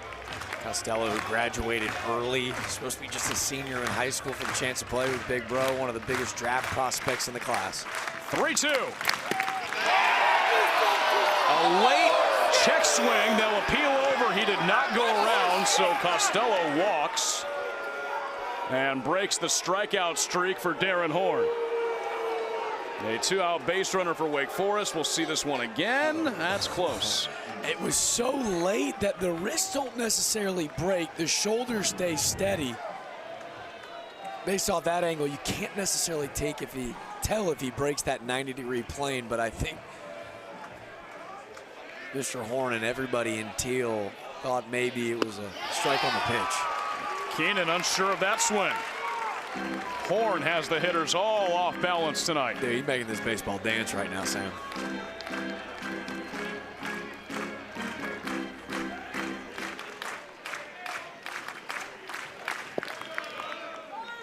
Takes that one low, a ball and a strike. Got a weird feeling we're going to see this half inning on Pitching Ninja later this week. Whew. It's a frisbee coming out of the hand of Horn. And that changeup sinker is like, that's been the equalizer, though. Just outside, 2 balls and a strike.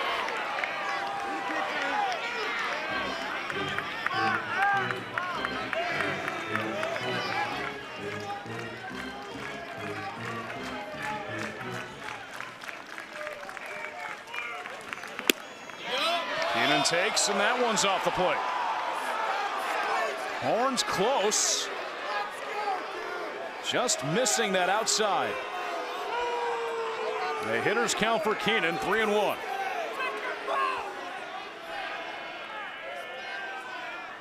Horn's pitch.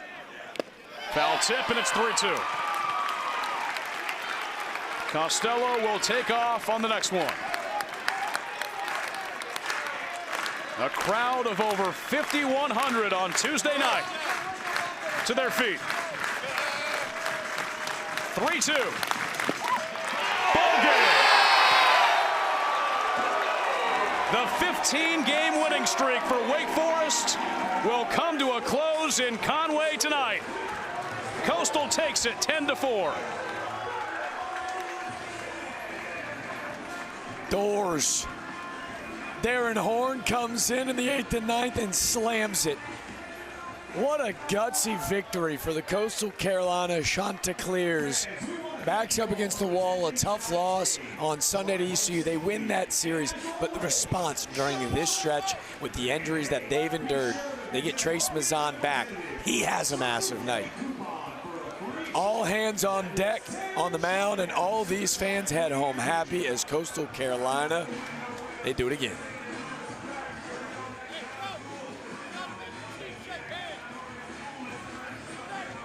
A 7-run bottom of the 6th inning takes Coastal to a 10-6 record, and they knock off 12th-ranked Wake Forest, who lost their first game of the year, won 15 straight, their longest winning streak since 2012, and it falls to the Chants.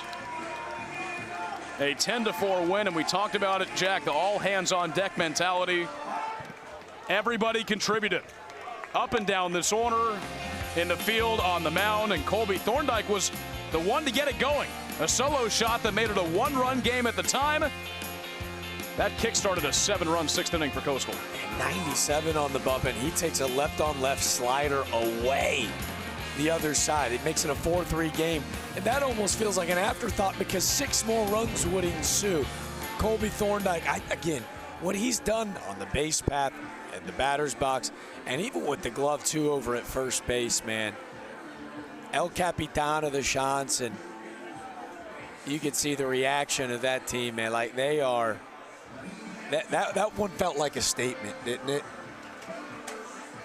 I'm all in on Wake Forest, too. Couple loud barrels. You think about some of those line drives hit right at Coastal defenders. This game's totally different. Those are extra base hits into the corners. Instead, Darren Horn and company, they go get themselves their second top 25 win of the year. Wake Forest drops down to 15-2.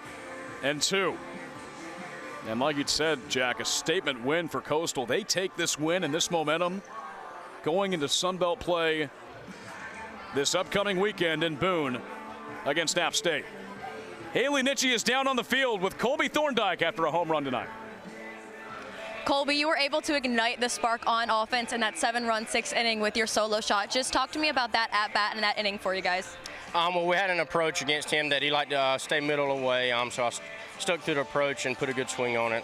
But it felt really good after I made a little boo-boo at first base and kind of handed him a run. So I've been able to come back and get that run back and start something in a big inning. Getting a big inning is always good for us, so it's really good to do. Today you guys had the 3rd largest crowd in Springbrook Stadium history for this big game. Just talk about how that impacts you guys. Man, we love our fans. When they come and show out, it's kind of like it gives us a little bit more energy because we know they're behind us. They're going to cheer hard for us, and when you see a lot of teal in the stands, it just makes you want to do more than, do more for them because they came to watch. And this is your guys' first time beating Wake Forest at home since 2024. What does that do for your confidence as you guys head into conference play this weekend? Well, we know we're a good team. We are a little short-handed, but, other guys are stepping in. As you've seen tonight, we had really good pitchers on the mound. They stepped in and they done what they were supposed to do.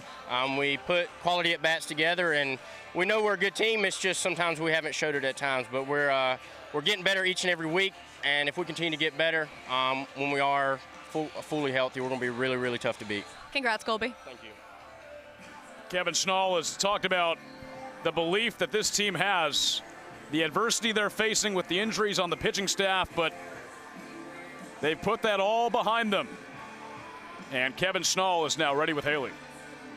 Coach, last time we talked on Sunday, you did not have a starter for today's game. Just talk about Daniel Parker and the bullpen getting the job done today. Well, it wasn't as conventional as you would want to do it, but, they really executed some big pitches when they needed to. But, a big shout out to Teal Nation. Not many programs in the entire country are getting over 5,000 people on a Tuesday game. That was a big factor in that win tonight. Yeah, let's talk about the crowd today. What do they do for your team? I mean, it creates such an elite and just environment that gives us such a competitive advantage, and to have over 5,000 people, like I said, on a Tuesday night, it gives us an advantage. And they're in the after they scored those 2 runs and they go up 4-2, we get 10 quality at bats in a row, and it starts with Colby Thorndike. He doesn't catch the ball at first, and he comes in the dugout and says, "I got you," and he follows it up with an opposite field home run, and then we have 9 straight quality at bats. We put up 7 runs in that inning, which was obviously really big. Yeah, can you talk a little bit more about that 7-run, 6th inning? What does that do for your team? Well, you get 7 runs in an inning, it's pretty big. We get 7 runs in a game, we're winning 90%. So when we get 7 runs in 1 inning, we feel pretty good about it. And what does today's win do for you guys as you head into the start of conference play this weekend? 1-0 on the week. It's a good way to start the week. 1-0 versus a really good club. They won 15 straight coming in the night. That team right there is a regional host caliber team, as talented as any team in the country. Congrats, Coach. A Teal Tuesday victory for the Chanticleers, and Jack, it really ends a stretch where Coastal played probably 8 top 30 teams in a row and had a lot of success in that stretch. It ends with a win over Wake Forest. Yeah, I think it starts with Haley's first question to Coach Schnall. Almost feels like an afterthought. Excuse me. Daniel Parker gave them a remarkable start. For a freshman in this environment who came out and said 80% fastballs, I got to learn a new pitch this week. His coachability to be able to come out here and adapt on the fly was really impressive. And I think it kind of helped set the tone. I love what Colby said. And he goes, "We're a good team. We're a little banged up. We're a little shorthanded." I love their honesty. He goes, "Fine, great, next man up." And it has been next man up, and they'll continue to carry that in Sun Belt play. Heck of a gritty win from Coastal Carolina. Seans get their 9th win at home this season. They improved to 10-6 on the year and take this win into conference play against App State on Friday at 6, starting off a 3-game series to begin Sun Belt play. So for Jack DeLongshaw and Haley Nitchie, I'm Sam Wiederhap saying so long from Conway. The final score, Coastal 10, Wake Forest 4. All games airing on the ESPN networks are streaming live and archived on the ESPN app. This has been a presentation of ESPN. Have a great rest of your week, everybody. We'll see you for the next Coastal home game on Friday, March 20th against James Madison.